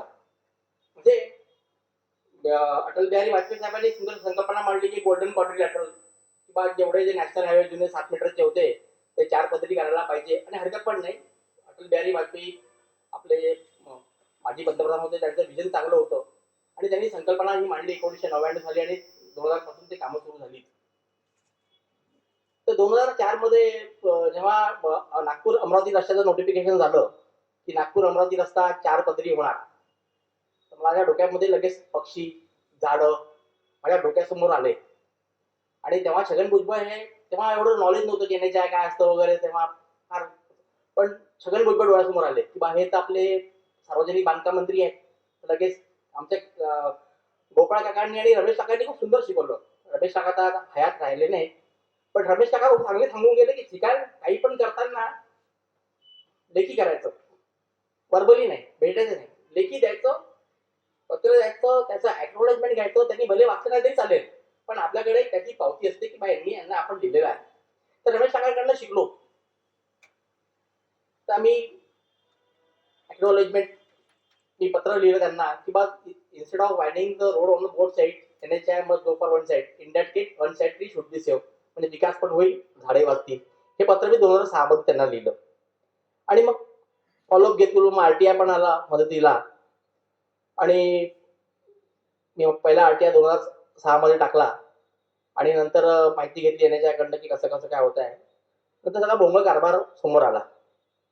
त्यांना पहिले जसं वाटतं की श्रीकांत देशपांडे हा कोणी व्यक्ती आहे, काही पैसे वगैरे पाहिजे असेल आणि म्हणून आपल्याला ब्लॅकमेल करण्याकरता प्रयत्न करताय. त्याच्या डोक्यामध्ये म्हणजे सर्वसामान्य माणसाच्या डोक्यामध्ये कल्पना असते की या माणसाला पैसे हवे आहेत. पण नंतर त्यांना कळलं की नाही, हा जेव्हा PIL फाईल केली, जेव्हा नोटीस इश्यू झाल्या आणि मग तेव्हा त्यांना कळलं की नाही, हा तर खऱ्या अर्थाने झाडांकरता लढणारा लढा आहे, लढणारा व्यक्ती आहे. आणि मग ती PIL कोर्टामध्ये चालत गेली. 2018 पर्यंत PIL चालली. चांगले जजमेंट पण आले, ऑर्डर्स पण पास झाले चांगले. बोबडे साहेब, माननीय बोबडे साहेब, धर्माधिकारी साहेब, गवई साहेब या सगळ्या जस्टिस लोकांनी चांगले ऑर्डर पास केले, पण ते खालपर्यंत पर्कोलेट नाही झाले, याची शोकांतिका आहेच. नंतर सरकार पुन्हा सरकार 2014 मध्ये सरकार बदलली, पुन्हा रस्त्याचं पुन्हा स्पीड वाढली. तर यांनी मग ही जी 2000 सरकार जेव्हा आपले नागपूरचे खासदार, नाव घ्यायला हरकत नाही कारण की ते शेवटी माझ्या वडिलांसारखेच आहेत, तर त्यांचा कामाचा धडाका आहे, त्यांचं विजन आहे, त्यांचे काम करण्याची पद्धत आहे. त्यांनी सुरू केले सगळे जे स्टेट हायवे होते त्यांना नॅशनल हायवे डिक्लेअर करून टाकलं. आणि रोज पेपरमध्ये आज हा रस्ता नोटिफिकेशन होणार, ही लिस्ट ती लिस्ट, रोज माणूस कन्फ्युज झालं की अरे बापरे किती कामं करायची आहेत. घरी बायको शिवाय देते की दिवसभर झाडं करता करशील आम्ही खायचं काय, एवढं काळजी नको करू, झाडच आपल्याला जगवतील. तर अमरावती मोर्शी रस्ता किंवा काटोल वरुड मोर्शी तिकडे चांदूर बाजार, परतवाडा, जन्म सुरजी आणि जसवंत साहेबांचं आपोटगाव आणि शेगाव सगळे झाडं डोळ्यासमोर आलेत. आणि नंतर कळलं की आता सगळी झाडं जाणार. तर मी लगेच अमरावती मोर्शी रस्त्याचा डोक्यासमोर ठेवून कार्यकारी अभियंता होते झलटे साहेब, जे अकोल्याला बसतात, PWD NH डिव्हिजनचे कार्यकारी अभियंता आहेत, त्यांना भेटलो आणि त्यांना रिक्वेस्ट केली की साहेब तुम्ही सेंट्रल लाईन चेंज करा, तुमचा 7 मीटरचा रस्ता तुम्हाला 10 मीटरच करायचा आहे आणि तुमच्याकडे रोड विड्थ अवेलेबल आहे, तुम्हाला जागा ॲक्वायर करायची गरज नाही आहे, तुमच्या ह्याच्यामध्ये एकीकडचे झाडं वाचवण्याचा गेम बसतो. मी आपलं नॉन टेक्निकल म्हणून त्यांना सांगितलं आणि त्यांनी ते माझ्या याला म्हणजे इमोशन्सला बांध देऊन त्यांनी पूर्ण ते चेंज केलं. चेंज केल्यानंतर त्यांना एक्सरसाइज करावी लागली. 2 महिन्यानंतर प्रोजेक्ट डिले झालं आणि नंतर एकीकडचे झाडं आज तुम्हाला अमरावती मोर्शी रस्त्यावरती एकीकडचे झाडं वाचलेले दिसतील. आणि त्या झाडांची जर आपण एन्व्हायरमेंटल व्हॅल्यू जर कॅल्क्युलेट केली, टिंबर व्हॅल्यू नाही म्हणत आहे मी, एन्व्हायरमेंटल व्हॅल्यू, तर आता बोबडे साहेबांनी आणि गवई साहेबांच्या बेंचनी सुप्रीम कोर्टामध्ये जानेवारीमध्ये एक ऑर्डर पास केला. तर बोबडे साहेब म्हणाले, त्या ऑर्डर मला म्हणाले एका पर्टिक्युलर केस करता की बा झाड कापण्याच्या पहिले त्या झाडांनी किती रुपयाचं ऑक्सिजन आतापर्यंत दिलेलं आहे आणि जर जिवंत राहिलं असतं तर किती रुपयाचं ऑक्सिजन दिलं असतं याची व्हॅल्यू करा, प्लस टिंबर व्हॅल्यू, आणि खऱ्या अर्थाने झाडाची एन्व्हायरमेंटल व्हॅल्यू निघेल आणि त्या झाडाला सन्मान दिला जाईल. ते आमचा एक थंब रूल आहे. मला म्हणजे मी एक थंब रूल घेऊन चालतो की 1 वर्षाचं झाड म्हणजे 1 लाख रुपयाचं. 100 वर्ष जुने झाडं असतील तर 1 करोड रुपये एक झाड झालं आणि 2650 झाडं वाचलेले आहेत म्हणजे 2650 करोड रुपयाचं आज एन्व्हायरमेंटल व्हॅल्यू असलेले झाडं तिथे उभे आहेत. पक्षी आनंदाने तिथे घरटी करून आहेत, घरटी आहेत तिथे, हॉर्नबिलची घरटी आहेत, मिठूची घरटी आहेत, अनेक म्हणजे बायोडायव्हर्सिटी मोठ्या प्रमाणात आजच्या घडीला तिथे कायम आहे. आणि प्रोजेक्टची कॉस्ट किती आहे? प्रोजेक्टची कॉस्ट 500 करोड रुपये आहे. म्हणजे येणाऱ्या काळामध्ये जर बोबडे साहेबांनी जर सुप्रीम कोर्टाने नियम हा जर पूर्ण भारतामध्ये जर इम्प्लिमेंट केला गेला तर यांना तर म्हणजे प्रोजेक्ट कॉस्टपेक्षा एन्व्हायरमेंटल कॉस्टच जास्ती राहील. पण त्या एन्व्हायरमेंटल व्हॅल्युएशनला अजूनपर्यंत हा नॅशनली ऑर्डर पास झाला नसल्यामुळे इथले अधिकारी मस्त आहेत, त्यांचं भागत आहे सगळ्यांचं. कारण की झाडं कापणं सगळ्यात सोपं आहे. पॉप्युलेशन वाढवणं आणि झाडं कापणं आपल्या भारतात सगळ्यात सोपं आहे. म्हणजे हे कोणी काही पण करू शकतो, म्हणजे एकदम सोपं आहे. म्हणजे माझा अनुभव असा आहे की एक रस्ता आहे, जरा मोठा करायचा, इकडे इलेक्ट्रिकल लाईन आहे, तर इलेक्ट्रिकल लाईन कशा शिफ्ट करता पैसे भरावे लागतील, झाडं कापून टाकू चला. तर ते असं करता करता हजारो झाडं कापल्या गेली. पण त्या झाडांचं एन्व्हायरमेंटल व्हॅल्यू, त्या झाडांचं पक्ष्यांचा जो निवास, तुम्ही एखाद्या माणसाला रिहॅबिलिट करू शकाल पण त्या पक्ष्यांना रिहॅबिलिट करण्याचा गव्हर्नमेंटने कधीही विचार केलेला नाही. ही आपल्या देशाची शोकांतिका आहे. जे देतो ती मगाशी करंदीकरांची कविता काही चुकीची नाही आहे, तशीच परिस्थिती आज झाडांवरती उद्भवलेली आहे. म्हणजे यांचं झाडं संवेदनशीलता संपलेली आहे. एखाद्या माणसाची पोस्ट वाढली, पगार वाढला म्हणून वैचारिक पातळी वाढत नाही. मी आता जो अनुभव घेतलेला आहे, पोस्ट वाढली, पगार वाढला, बँक बॅलन्स वाढला, स्टेटस वाढलं, पण वैचारिक पातळी शून्य नाही, मी निगेटिव्ह कडे गेली असं म्हणेल. अनेक लोकांची, मोठे जे सेक्रेटरी लेवलच्या पदापर्यंत बसलेले आहेत असे अनेक लोक म्हणजे झाडांच्या करता शत्रू बनलेले आहेत. पण चांगले लोक पण आहेत. चांगले आज एक नाव घेणार नाही पण सार्वजनिक बांधकाम विभागाचे सेक्रेटरी आहेत. कारण की हे लोक हे जे अनेक लोक बघतील तर एक सार्वजनिक बांधकामाच्या आजच्या घडीला जे सेक्रेटरी आहेत फार सज्जनग्रस्त आहेत. त्यांनी झाडाबद्दल समितीला माझं झाडाबद्दल प्रेम ओळखलं आणि मला त्यांनी सार्वजनिक बांधकाम विभागाकरता काम करायला सांगितलं की श्रीकांत तुझा जो अभ्यास चांगला आहे, आम्ही मोठ्या प्रमाणामध्ये आमचे जे कार्यकर्ते काम करणारे जे एम्प्लॉई आहे हे झाडांचे द्वेषी आहेत, यांना पर्यावरण वगैरे समजत नाही, तर तू झाडं कसे वाचवशील याच्याकरता आमच्यासोबत जुळ. ते मला मानधन पण देतात, त्यांच्यामुळे माझं घर पण चालतं आणि मी जवळपास 40,000 झाडं हे रोड वाइंडिंगमध्ये वाचवलेली आहेत. तर या म्हणजे मीडिया बघा कशा प्रकारे काम करू शकतो. तर जे मोर्शीचे झाडं जे आपण वाचवले त्याचं टाइम्स ऑफ इंडियाने दखल घेतली आणि ती स्टोरी की PWDने आउट ऑफ बॉक्स जाऊन झाडं वाचवले ती स्टोरी पण नॅशनली प्रसिद्ध झाली. तर ती स्टोरी तेलंगणामध्ये प्रिन्सिपल एजी होत्या, प्रिन्सिपल अकाउंटंट जनरल ज्या होत्या श्रीमती रिबिका माथाई, त्यांनी ती स्टोरी वाचली. त्यांनी नागपूरच्या एजीला फोन केला की फाइंड आउट मिस्टर झलटे आणि मिस्टर श्रीकांत देशपांडे. आता झलटे साहेब कार्यकारी अभियंता असल्यामुळे त्यांचा नंबर मिळाला आणि झलटे साहेबांकडून माझा नंबर मिळाला. तर मॅडमनी मला फोन केला आणि म्हणाले की आमच्याकडे तेलंगणामध्ये पण मोठ्या प्रमाणामध्ये अशा प्रकारे झाडं कापणं चालू आहे, तर तुम्ही आमच्याकडे या, आम्हाला समजून सांगा की तुम्ही कशा प्रकारे झाडं वाचवले. मी त्यांना म्हणालो काही रॉकेट सायन्स नाही आहे. मी त्यांना एक NHIने काढलेलं सर्क्युलर पाठवलं आणि कॉमन सेन्सवाली गोष्ट सगळं त्यांना सांगितलं. अशा प्रकारे त्यांनी तिथे पण ते इम्प्लिमेंट केलं आणि तिथे पण 10,000 झाडं रिबिका मथे मॅडमनी वाचवलेले आहेत. तर एक म्हणजे पेपर माध्यम विजय पिंजरकर जे आहेत टाइम्स ऑफ इंडियाचे, फार म्हणजे त्यांच्या जसे प्रफुल्लदादा ज्या प्रकारे मी म्हणालो की सेंट्रल इंडियाचे वाघ आहेत, तर विजय पिंजरकर वाघाचे बाप आहेत. आणि ते त्यांच्या लिखाणामध्ये जेव्हा येतो तर त्यांचं लिखाण जे आहे त्यांची म्हणजे धड धड धड धड धड धड धड. एक संध्याकाळच्या वेळेला 4 वाजता जरी कळलं की एखादा वाघ ऍक्सिडेंटमध्ये मेलेला आहे, तर लगेच फुल फ्लेश स्टोरी पुन्हा कम्प्लीट अर्धा पेज, कुठे काय झालं, किती ऍक्सिडेंट झाले, सगळं ते एका जमात मांडून टाकतात आणि लोकांना मोटिवेट करतात की बाबा रे, बाहेर निघा, घरी बसू नका, मी माझं घर, माझी बायको, माझी इस्टेट सर्व सोडून द्या, हे विश्वाची माझे घर आहे, आपले विश्व हे आपली इस्टेटच आहे, याला वाचवा. अशा प्रकारे अनेक असा घटनाक्रम गरज होतो. आता एक छोटंसं उदाहरण सांगेन नागपूरचं, अजनीचं. आता नागपूरमध्ये मेट्रो आली, मेट्रो करता पण झाडं कापावी लागली, पण चांगले लोक आहेत, मी नेहमी म्हणतो की चांगले लोक आहेत. मेट्रोचे कडू म्हणून साहेब आहेत, जनरल मॅनेजर आहेत, डेप्युटी जनरल मॅनेजर आहेत. तर त्यांना मी म्हणालो की साहेब तुम्हाला काही अनेक ठिकाणी मला फांद्या कापून काम भागणार आहे, कशाला झाड कापतात. तर त्यांनी म्हटलं ठीक आहे श्रीकांत, असे कोणकोणते झाडं आहेत तुम्ही आयडेंटिफाय करा, मी तुम्हाला मदत करतो. तर त्यांनी फांद्या कापून काम भागवलं. त्यांनी 427 झाडं, ज्यांना 1560 झाडांची परवानगी मिळाली होती, त्याच्यापैकी 427 झाडं त्यांनी उभे केलेले, वाचवलेले आहेत. तुम्हाला बघायचं जर असेल तर झिरो मैल चौकामध्ये तुम्हाला 2 कडुलिंबाची 100 वर्ष जुनी देखणी झाडं, एक पिंपळाचं झाड तुम्हाला तिथे बघायला मिळेल, ते डौलदारपणे उभे आहेत आणि त्याच्यावर अजूनही पक्ष्यांचा सहवास आहे. तर मेट्रो करता झालं, मेट्रो आली, आता पुढचे स्टेप पुढे आता आपण आलो की एक बातमी आली की इंटरमॉडल स्टेशन बनणार, अजनीला इंटरमॉडल स्टेशन बनणार.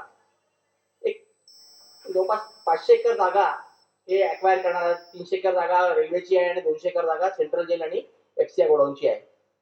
आम्ही काही विकासाला विरोध करणारे लोक नाही आहे आणि आम्हाला विकास हवाच आहे, पण हा विकास आहे पर्यावरण पूरक असला पाहिजे, ही फक्त नम्र विनंती आहे. आजच्या घडीला मेट्रो ज्या पर्पज करता IMS होत आहे, तो पर्पज फॉलो करताना दिसत नाहीये. कारण की मेट्रो जी आहे, जे त्यांनी जे टार्गेट ठेवले होते पॅसेंजरचे, ते टार्गेट फुलफिल होताना दिसत नाहीये. तर त्या मेट्रोच्या प्रोजेक्ट करता मल्टीफेज प्रोजेक्ट आहे. तिथे इंटरमॉडल स्टेशन बनणार आहे. Intermodal station nothing but integrated transportation system आहे, की तिकडे एकाच वेळेला उतरल्यानंतर तुम्ही सगळीकडे जाऊ शकता. पण हे कधी सक्सेस होईल? जेव्हा मेट्रोचा सेकंड फेज, थर्ड फेज जेव्हा पूर्ण होईल, जेव्हा नागबीडचे लोक नागपूरला येतील किंवा नरखेवरून लोक नागपूरला येतील, हिण्यावरून नागपूरला येतील, वर्धेवरून नागपूरला येतील आणि जेव्हा सगळे मोबिलाइज होईल तेव्हा ते ठीक आहे. परंतु जेव्हा नागपूर शहराच्या आजूबाजूला 16 थर्मल पॉवर प्लांट आहे, नागपूर शहराचा ग्रीन कव्हर 116 वर 76 स्क्वेअर किलोमीटरवरती आलेला आहे, नागपूर शहराचे पॉप्युलेशन वाढत चाललेलं आहे आणि अशामध्ये साऊथ सेंट्रल नागपूरमध्ये असलेले झाडं कापून, झाडांची संख्या ही टप्प्याटप्प्याने मला असं वाटतं की 30,000 असायला पाहिजे. चुकीचं बोलेल मी किंवा जे काय असेल समोर येईलच, सत्य समोर येईलच. तर एवढे झाडं कापून तिथे मॉल उभे करणं किंवा इंटरमॉडल स्टेशन उभं करणं हे म्हणजे सर्वसामान्य जनतेला काही पटणारं नाही आहे. आम्ही विकासाच्या विरोधी नाही आहे, आम्ही सरकार सोबतच आहेत, आम्ही त्यांचेच आहेत, त्यांनी आम्हाला घडवलेलं आहे. पण त्यांना एक नम्र विनंती आहे, कोणताही निर्णय घेताना पशु पक्ष्यांना मोठे आहेत त्यांचा आवाज व्हा, कारण की आपल्यापाशी पृथ्वी एकच आहे आणि एक झाड तयार होण्याकरता पिढी लागते, कापण्याकरता 15 मिनिटं लागतात.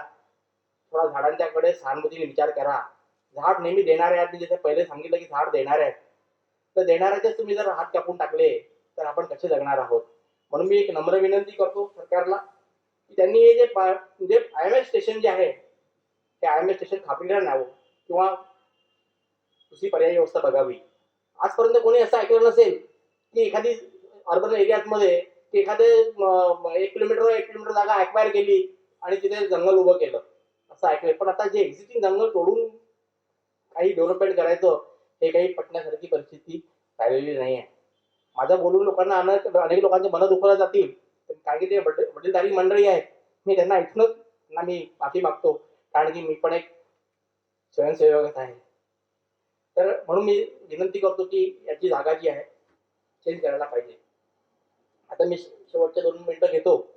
मी लोकांना विनंती करतो की आपल्या जीवनशैलीमध्ये आपण आपल्या जीवनशैलीमध्ये 5R प्रिन्सिपल इम्प्लिमेंट करायला पाहिजे. 5R प्रिन्सिपल म्हणजे काय? रिफ्यूज करा, रिस्टोर करा, रिड्यूस करा, रिसायकल करा आणि रिस्पेक्ट टू अर्थ, पृथ्वीचा सन्मान करा, पृथ्वीचा आदर करा. जर आपण 5R प्रिन्सिपल जर इम्प्लिमेंट आपल्या दैनंदिन जीवनामध्ये जर इम्प्लिमेंट केले नाही, लहान लहानशा गोष्टी काही पण आपण जर करायला गेलो की त्याचा ताण पृथ्वीवर पडणार आहे. आणि आपल्याकडे पृथ्वी एकच आहे. आपण काही दिवस जगू, 100 वर्ष जगू, येणाऱ्या काळामध्ये काही असे काही 100-125 वर्ष जगू, परंतु पृथ्वी एकच आहे. आपण तिला जे ओरबडणं थांबवलं पाहिजे. आपण पृथ्वीला जगवलं, झाडं जगतील, पशुपक्षी राहतील. जंगल काही तुम्ही आम्ही तयार केलेले नाही आहे. जंगल तयार करणारे हे पशुपक्षीच आहेत. तर त्यांना जर त्यांच्यावर आपण कुऱ्हाड आणली आणि गरज नसलेला जर विकास करत गेलो, येणाऱ्या काळामध्ये आलमारीवर किंवा मी तो इम्पॅक्ट याचं म्हणतो खोलीवर पैसे राहतील, पण ते पैसे काहीच कामात पडणार नाही. कारण की आपण आता कोरोनाच्या काळामध्ये ऑक्सिजनचे परिस्थिती काय होती हे जास्ती दिवस झालेले नाही. आपल्या डोळ्यासमोर चित्र आहे. म्हणून आपण हा कार्यक्रम एका खोलीमध्ये घेतो आहे. आणि आता मशागर काकांनी तर मला वाटतं इकडे 200-300 लोक तर उभे केलेच असतील. त्यांची तेवढा लोकांशी संवाद आहेच. म्हणून मी लोकांना एक नम्र विनंती करतो की त्यांनी लालचीपणा गेडीने सोडावा. 5R प्रिन्सिपलचा आपल्या दैनंदिन जीवनामध्ये वापर करावा. आणि एकुलती पृथ्वी आहे ती आपलीच आहे, आपली इस्टेटच आहे. हे पशुपक्षी, झाडं, निसर्ग हे आपलेच आहेत, आपल्या करताच आहे. आणि त्याचा आनंद घ्यावा आणि पृथ्वीला वाचवण्याचा पूर्णपणे प्रयत्न करावा. एवढं बोलून मी माझे 2 वाक्य संपवतो. आणि मला दिलीप काकांनी मला इकडे बोलावलं, माझ्यावर विश्वास टाकला. त्यांनी माझा या कार्यक्रमाच्या आधी एकदा रिहर्सल घेतली की श्रीकांत खूप फास्ट बोलतो, थोडं हळूहळू बोलत जा. तर मला वाटतं दिलीप काकांना माझं बोललेलं आवडेल असं एकंदरीत मला त्यांच्या एक्सप्रेशनवरून दिसत आहे. धन्यवाद. श्रीकांत सरांनी आपल्याला झाडाविषयी इतकी मोलाची माहिती सांगितली, त्या गोष्टीची प्रत्येकाने दखल घ्यायला पाहिजे. धन्यवाद सर. आता मुख्य कार्यक्रम. आमच्या ग्रंथालयाचे समन्वयक आणि एकजूट पर्यावरण समिती कार्यक्रमाचे अध्यक्ष श्री दिलीप म्हैसाळकर सर यांना निरपेक्षपणे कार्य करणाऱ्या 2 कार्यकर्त्यांना पुरस्कृत करावे अशी विनंती करते. श्री श्रीकांत देशपांडे यांना 2,500 रुपयाचा धनादेश व स्मृतिचिन्ह देऊन पुरस्कृत करण्याची विनंती मी सरांना करते.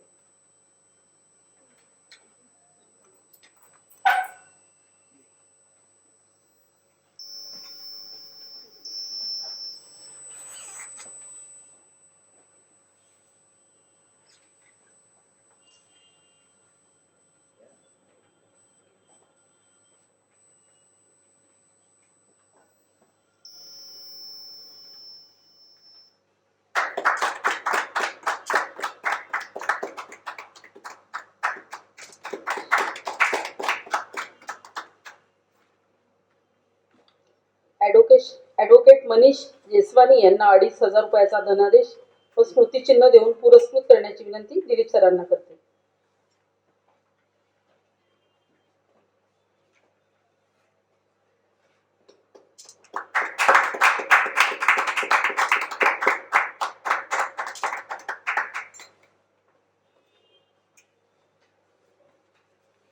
पुरस्कार मिळाल्याबद्दल जेसवानी सरांनी थोडक्यात आपले मनोगत व्यक्त करण्याची विनंती सरांना करते मी. सर्वात आधी थँक्यू व्हेरी मच विदर्भ साहित्य संघ. It's so prestigious society and it's so old and historical. Receiving such an honor from Vidarbha Sahitya Sangh, it's an privilege in itself. And Dilip Mhaisalkar सरांना खूप खूप धन्यवाद. त्यांनी माझ्यातलं जे काही थोडाफार मी आतापर्यंत प्रकृतीसाठी केलेलं आहे ते त्यांना दिसलं, तर त्यांना त्याचं मान मला दिलं, मला बोलावलं, त्याच्याबद्दल मी त्यांचे खूप खूप आभारी आहे.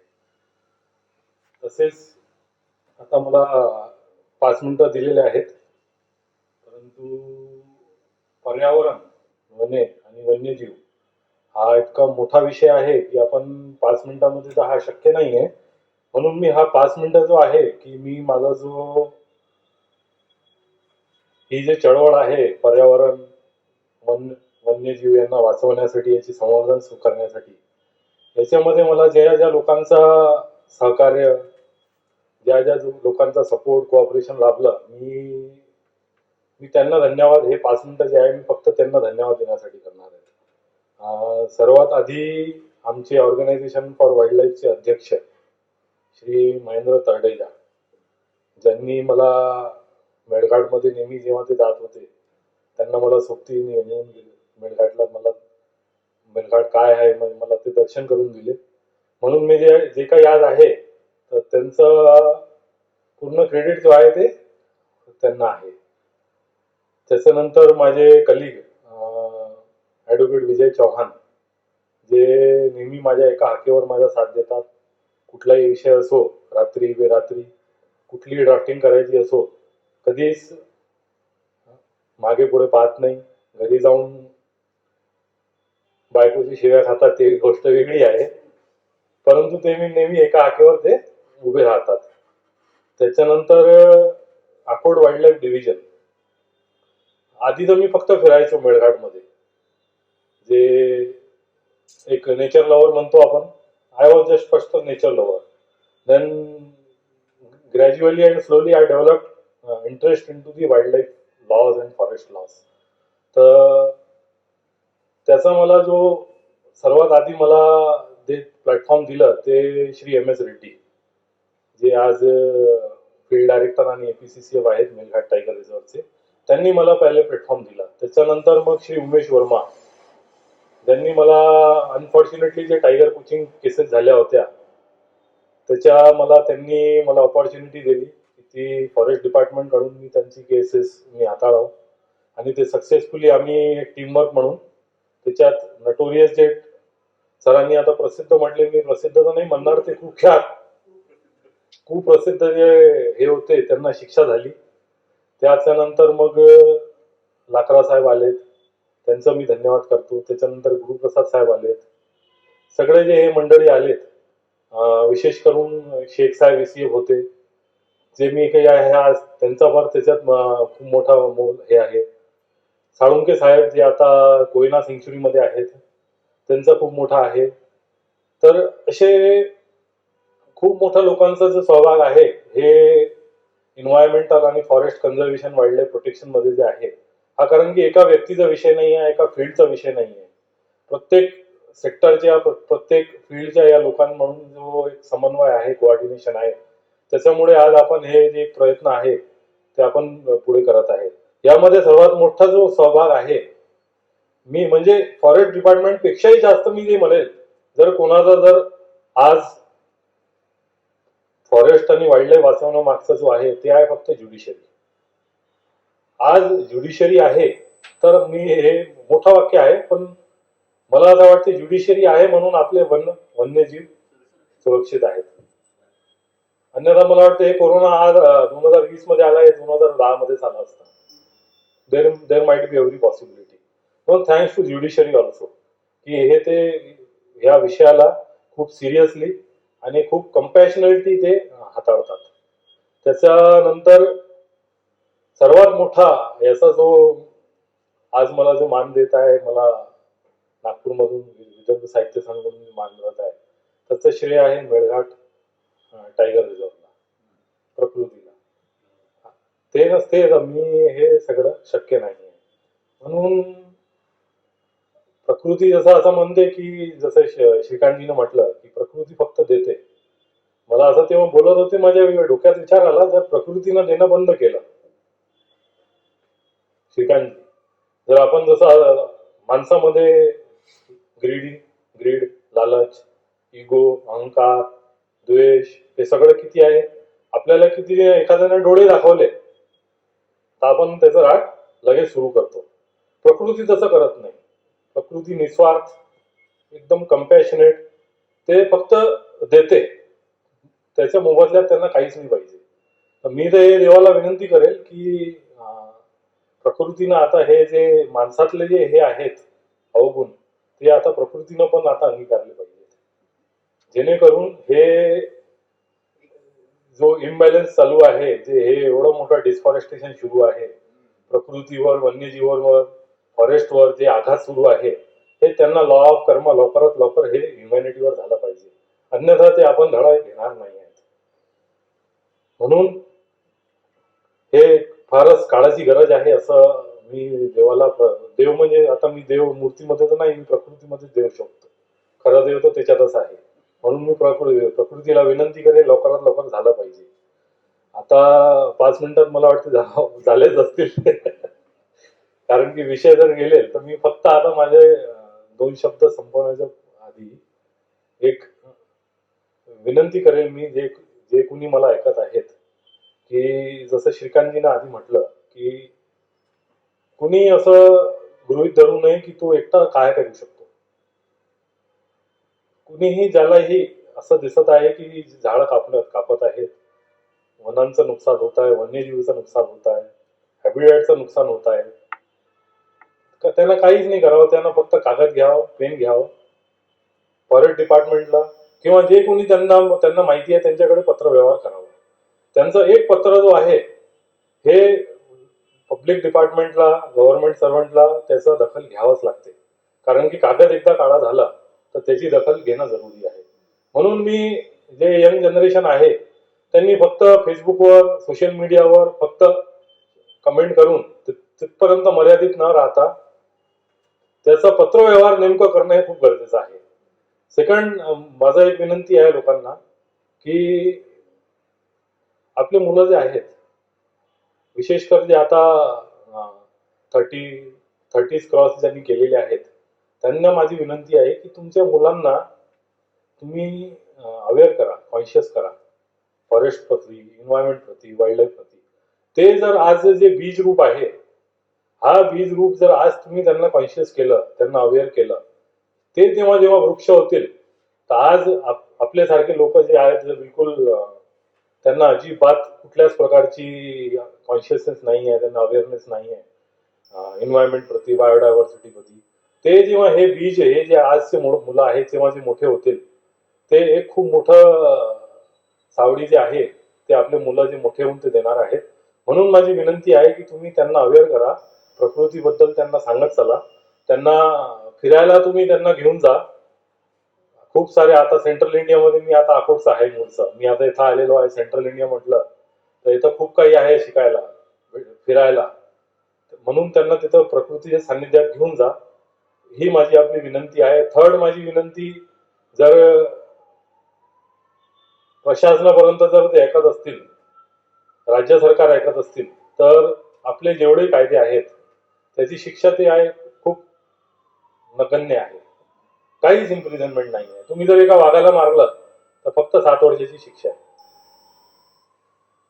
7 वर्षाची शिक्षा आहे. आता वाघ हा इकोसिस्टीम मध्ये सर्वात वरती असतो आणि तुम्ही एका वाघाला मारता आणि 7 वर्षाची शिक्षा.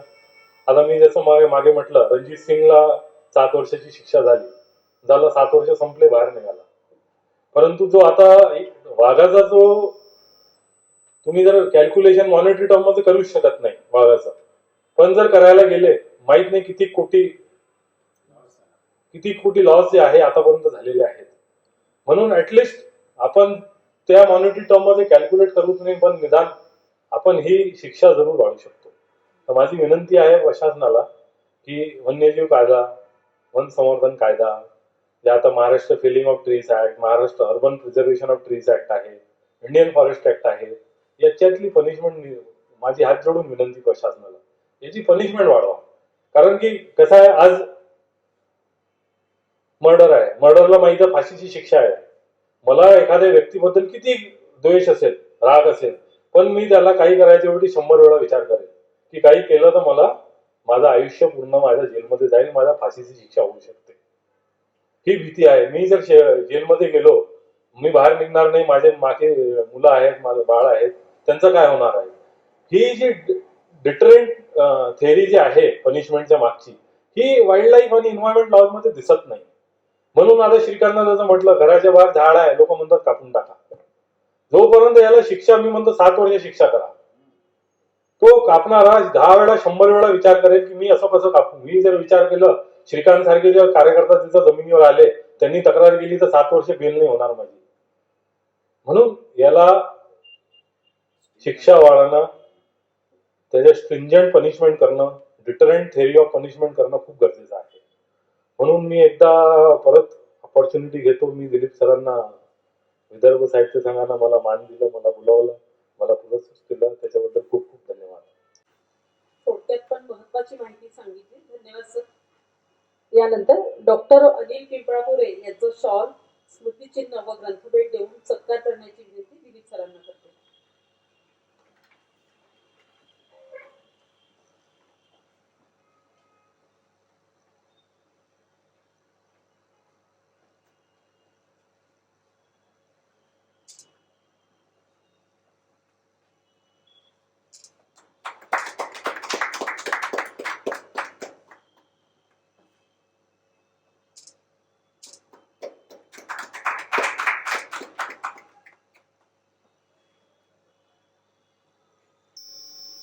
श्री भांबुरकर यांना ग्रंथभेट देण्याची विनंती दिलीप सरांना करते.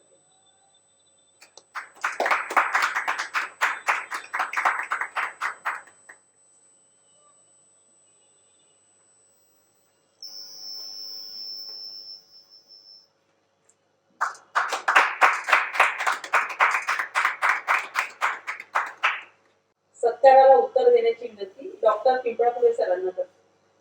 मंचावर उपस्थित आदरणीय विदर्भ साहित्य संघाचे ज्येष्ठ दिलीपजी म्हैसाळकर सर आणि आजच्या या कार्यक्रमाला एक सूत्रधार असतो तशा वाडी Bhasme madam, doctor Manoli madam आणि मला दूरवर दिसतात आहे आमचं शूटिंग करणारे विदर्भ साहित्य संघाचे एक कार्यकर्ते, माझी पत्नी वासंती आणि या मंचावर उपस्थित धडाडीचे तडफदार असे श्रीकांत, ॲडव्होकेट जेसवानी आणि अनेक वर्षापासून माझे मित्र असलेले भांबुरकर सर, की जे त्यांनी वेळोवेळी मला काही गोष्टी पक्ष्यांच्या संदर्भात, पर्यावरणाच्या संदर्भात काही डिटेल हवं असलं किंवा मला काही त्यांच्याकडून माहिती हवी असली आणि त्यांच्याकडून मला जे कायम एक पाठबळ मिळत राहिलं की अरे आगे बढो, आम्ही आहोत इथे, हे पाठबळ भांबुरकर सरांनी, जरी मी वयाने कदाचित थोडासा पुढे असेल पण त्यांच्याकडून मला मिळत राहिलं. मी काल श्रीकांतशी बोलताना त्यांनी मला एक मोठी लिस्ट दिली होती आणि त्याच्याप्रमाणे मी ती पॉइंट तयार केले आणि मग मला असं लक्षात आलं की श्रीकांत मी इथे हे पूर्णच कव्हर केलंय, त्याच्यामुळे मला इथे काही राहिल्यासारखं वाटत नाही.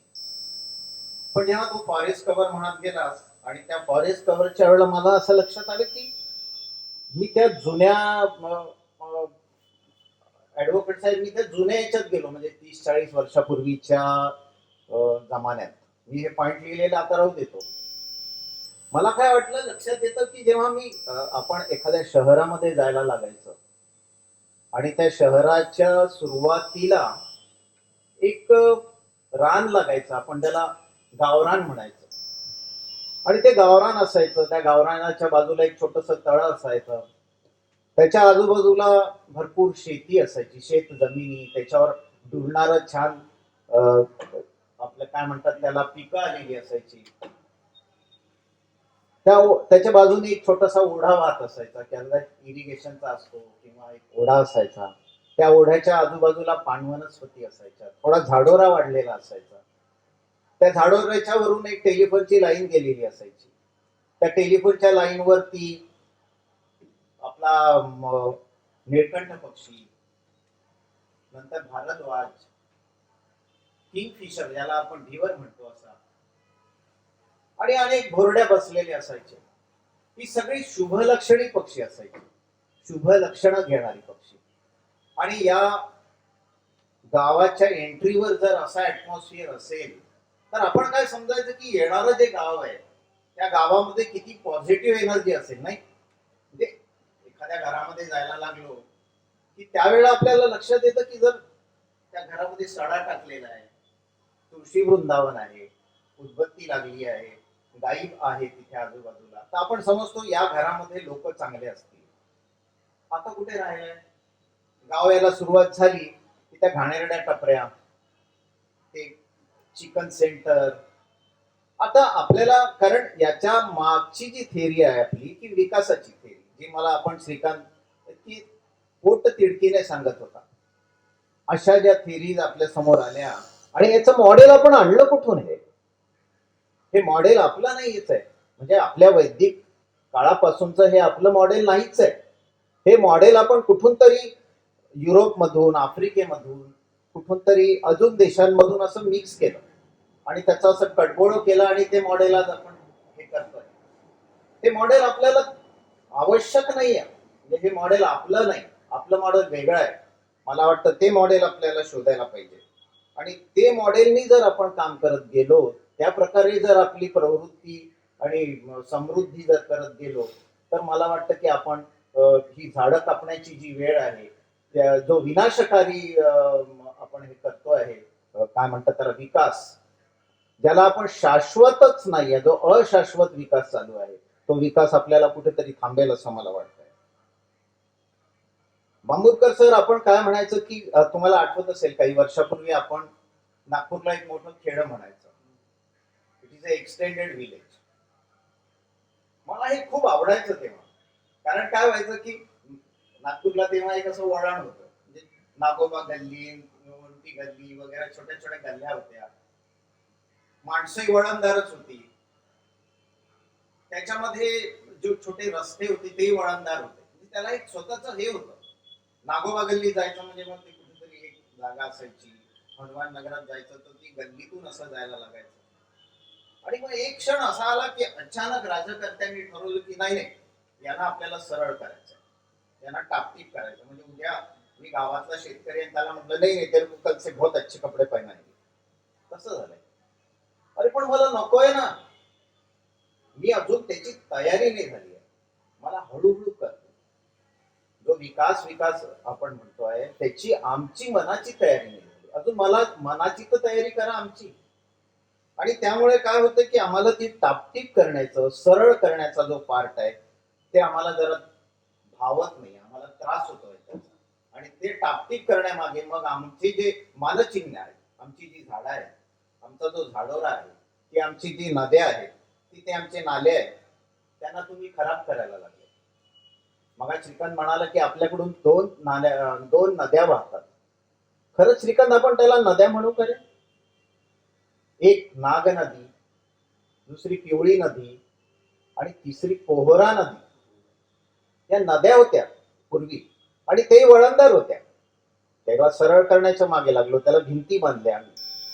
मला आठवतं की मी एक प्रोजेक्ट करत असताना फक्त घाट रोड ते मला वाटतं की त्या निडोज हॉटेलच्या पर्यंत, तेव्हा मी 53 पिंपळाची झाडं मोजली होती. आणि मध्ये 2008-9च्या साली परत गेलो तिथे, त्यावेळेला तिथे 6 झाडं राहिली होती. आणि त्याच्यावर मोठा गिधाड नाही तेव्हा, भारींचा आणि कावळ्यांचा मोठा रूस्ट होता. रूस्ट म्हणजे रात्रीचे निवासस्थान. ते गेलं. कशामुळे? कारण त्या नदीला सरळ करायचं. त्या नदीमध्ये आपल्या रामदास पेठेतले सरांना माहित असेल की त्यावेळेच्या जुन्या आठवणी सांगतात लोक की अरे आम्ही याच्यात आंघोळी करायचं. तो दिवस गेले. कारण काय झालंय की त्या नद्याचं पाणी या विकासामुळे, त्या नद्यांचं पाणी ना गुरढोरा धुवायच्या कामाचं आहे, ना प्यायच्या पाण्याचं आहे, ना कपडे धुण्याचं आहे. म्हणजे हे आपण काय म्हणतो की हे पाणी कुठल्याच लायक नाहीये. मग त्याला आपण काय म्हणतो, जे कुठल्याच लायक नाही त्याला आपण नालायक म्हणतो. मग मला वाटतं या नालायकाचा शॉर्ट फॉर्म नाला झाला का? मग आता आपण त्याला नागनाला म्हणायला लागलोय, पिला नाला म्हणायला लागलोय आणि पोहरा नदी तर गायबच झाली, जवळपास गायब. हा असा विकासाचा जो वेग आहे आणि जो विकासाची जी स्पीड आहे त्याला अजून आपण तयार नाही झालो. आणि त्या विकासाची स्पीड एक सामान्य माणूस, एक सामान्य नागरिक अजूनही आपण त्या, ज्याला आपण काय म्हणतो की जुन्या याच्यामध्ये आपण त्याच्यात रमणारे लोक जो आहे, नॉस्टॅल्जिया ज्याला आपण म्हणतो, त्या नॉस्टॅल्जियामध्ये आपण अजूनही आहे. आज म्हैसाळकर सर इथे आहेत, त्यांच्या इथून आपल्या साहित्य संघाच्या जवळच महाराज बाग आहे. आणि मी, माझे मित्र डॉक्टर राजू कसंबे, तुम्हाला माहित असेल आज ते DNHS ला डायरेक्टर आहेत, one of the director, deputy director. त्यावेळेला आम्ही एक प्रोजेक्ट करत होतो महाराज बागेत. तुम्हाला तेच सांगतो की त्यामध्ये 2004 आणि मला वाटतं 2009 असेल, नाही 2004 ते 9 मध्ये देशवानी साहेब आम्ही एका पक्षावर अभ्यास प्रकल्प राबवत होतो, म्हणजे अभ्यासच करत होतो. त्यावेळेला मी पर्यावरणामध्ये MSc करत होतो आणि माझा विषय होता, आणि राजू हा एका पक्षावरती, आणि राजू सुद्धा PhD करत होता. आणि तो पक्षी होता राखी गणेश, म्हणजे त्याला आपण इंडियन ग्रे हॉर्नबिल म्हणतो. आणि हा इंडियन ग्रे हॉर्नबिल पक्षी झाडाच्या ढोलीमध्ये घरट करतो. आणि घरट करताना असं लक्षात आलं की तो जवळपास 22 ते 23 झाडांची फळं खातो, फलाहारी येतो. आणि त्याच्या जेव्हा फळांचं आम्ही असं कॅटलॉग तयार केला, आणि त्याच्यामध्ये असं लक्षात आलं की 2 फळं अशी आहेत, एकीचं नाव आहे कुचला. कुचला म्हणजे नक्स भूमिका नावाचं एक होमिओपॅथी औषध तयार होतं. ते आपल्यासाठी विषारी आहे, पण त्याचं ते आवडतं फळ. त्याचप्रमाणे बिट्टीचं पिवळं फुल असतं घंटेचं, आपण बिट्टीचं झाड म्हणतो त्याला, देवाला वाहतो आपण ते पिवळी घंटेचं फुल, त्याचं फळ तो खातो. ही दोन्ही विषारी आहेत. आता मला हे सांग की हे जर झाड गेली, दोन झाडं गेली तर, आणि असं लक्षात येतात आहे की जेव्हा त्याचा रिसर्च करतो आपण की या 2 फळं खाल्ल्यानंतर त्याच्यातून जी शीट पडते त्याची, म्हणजे ती विष्ठा जी त्याच्या घरट्यामध्ये पडते, ते घरट्याचं सॅनिटेशन करतो त्याच्या थ्रू. आता जर ही झाडं गेली आणि आपण वड, पिंपळ, निंब आणि जी मोठी झाड आहे ज्याच्यावर जी जैवविविधतेला जोपासणारी झाड आहे, म्हणजे वडाच्या एका झाडावर एका वेळेला तुम्हाला 23 पक्षी असतील असं डॉक्युमेंटेशन आहे, आणि ते मी स्वतः पाहिलं. आणि या झाडांना वाचवण्याबरोबर ही जर झाडं या रेट्यामध्ये, अशी ही झाडं जी ज्याचा कॉग्निझंट घेण्यात येत नाही, अशी जर झाडं गेली तर मग आपण डायव्हर्सिटी किती लॉस करतो. असे लॉसेस आपण त्याचं काय म्हणतो की हे करू नाही शकत, म्हणजे ज्याला आपण क्वांटिफाय नाही करू शकत. श्रीकांत आपण मग म्हणालो की जैवविविधतेचा महत्वाचा घटक हा झाड आहे. आणि जैवविविधता आपण कशासाठी जोपासायची, आणि जैवविविधतेला जेव्हा आपण विचार करतो की जैवविविधतेचे 3 प्रकार आहेत. त्याला अर्बन बायोडायव्हर्सिटी म्हणतो आपण, म्हणजे शहरी जैवविविधता. कारण तुझा जो मेन प्रहार आहे किंवा काम करण्याची जी पद्धत आहे ती शहरी विविधतेबद्दल आहे, आणि त्याचा मेन घटक आहे, म्हणजे महत्वाचा घटक हे झाड आहे. यासोबत मला असं वाटतं की जी परिसंस्थेची विविधता, म्हणजे एखादा फॉरेस्ट कव्हर बद्दल जेव्हा तू म्हणाला, त्याच्यामध्ये 3 प्रकार महत्वाचे असतात. एक परिसंस्थेची विविधता, दुसरी त्याला जाती विविधता म्हणजे species diversity, ecosystem diversity, species diversity, आणि तिसरी सगळ्यात महत्वाची that is a genetic diversity. एखादं झाड मरून गेलं आपलं आणि निघून गेला आज, तर ते झाड परत मिळत नाही. म्हणजे आज आपण म्हणतो ना की आपल्याकडे तांदूळाच्या एवढ्या जाती आहेत आणि त्या कुठेतरी लायाच गेल्या, म्हणजे ज्या इंडिजिनस आहेत किंवा इथल्या आहेत त्या वाचवणं फार गरजेचं आहे. आणि त्या शहरी काय म्हणतात त्याला, शहरी जैवविविधतेमध्ये त्या उपलब्ध आहेत. आता त्याचा शोध घेणं, त्याचा अभ्यास करणं आणि त्याला पुढे आणणं हे फार गरजेचं मला असं वाटतं. आणि मी एक पक्षी मित्र आहे, आणि आम्ही पक्षी मित्र पक्षाला द्विजगण म्हणतो.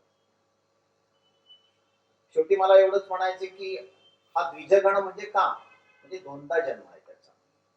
पक्षाचा एकदा अंड दिल्यानंतर एकदा जन्म, आणि दुसऱ्यांदा जे अंड फुटतं त्यावेळेला तो बाहेर, त्याचे 2 जन्म असतात.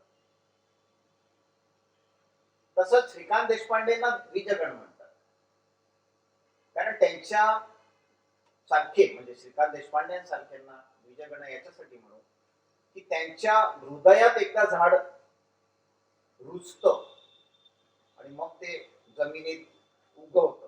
म्हणजे इथे पहिले झाड जातं आणि मग तिथे उगवतं. आता अशा श्रीकांत देशपांडे आपल्याला आज या अशा उपक्रमाद्वारे असे अनेक श्रीकांत देशपांडे आपल्याला तयार करायचे आहेत. आणि ते केव्हा होतील? जेव्हा आपण आपल्या समाजामध्ये असणारा दोन घटक आहेत, ऍडव्होकेट साहेब.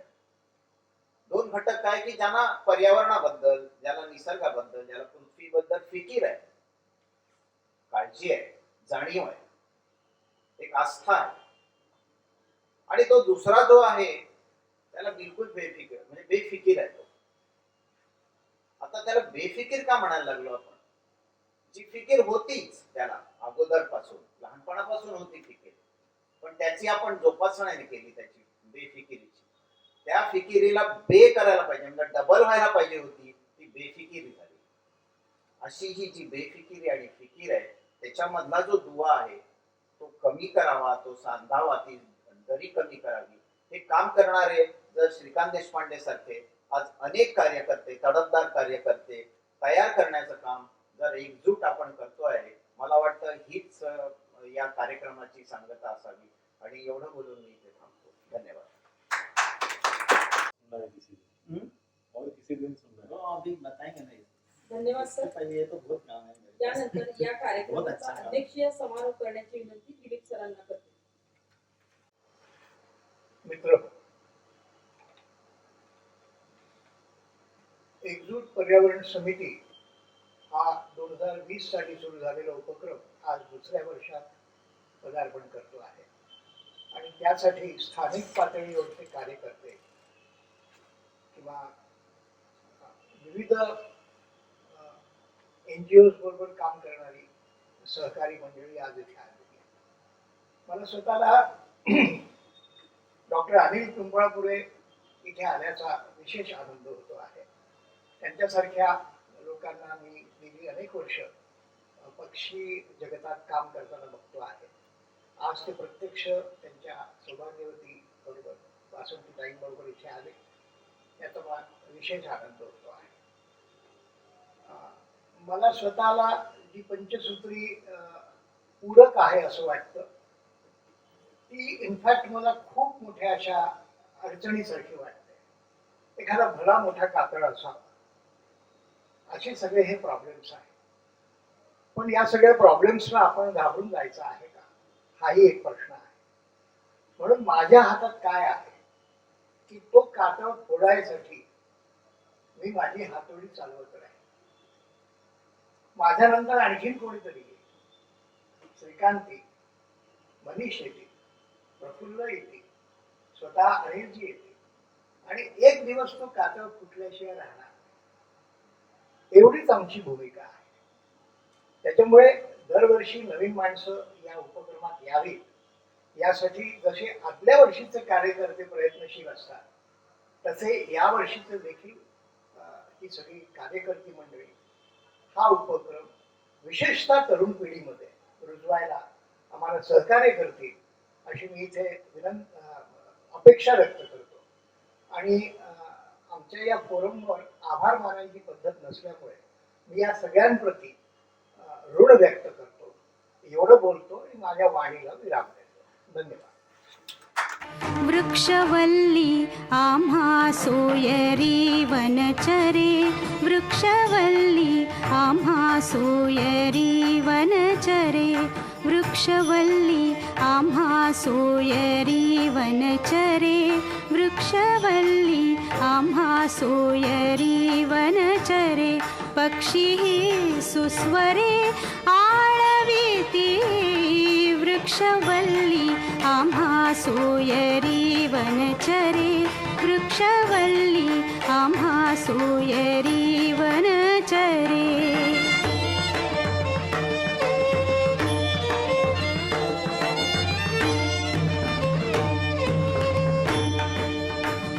येणे सुखे रुचे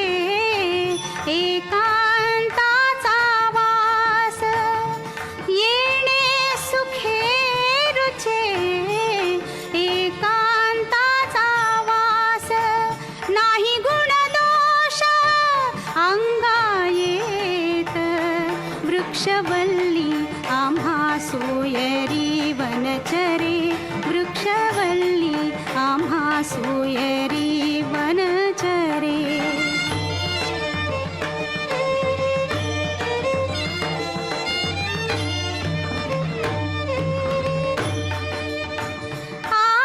आकाश मंडप पृथ्वी आसन आकाश मंडप पृथ्वी आसन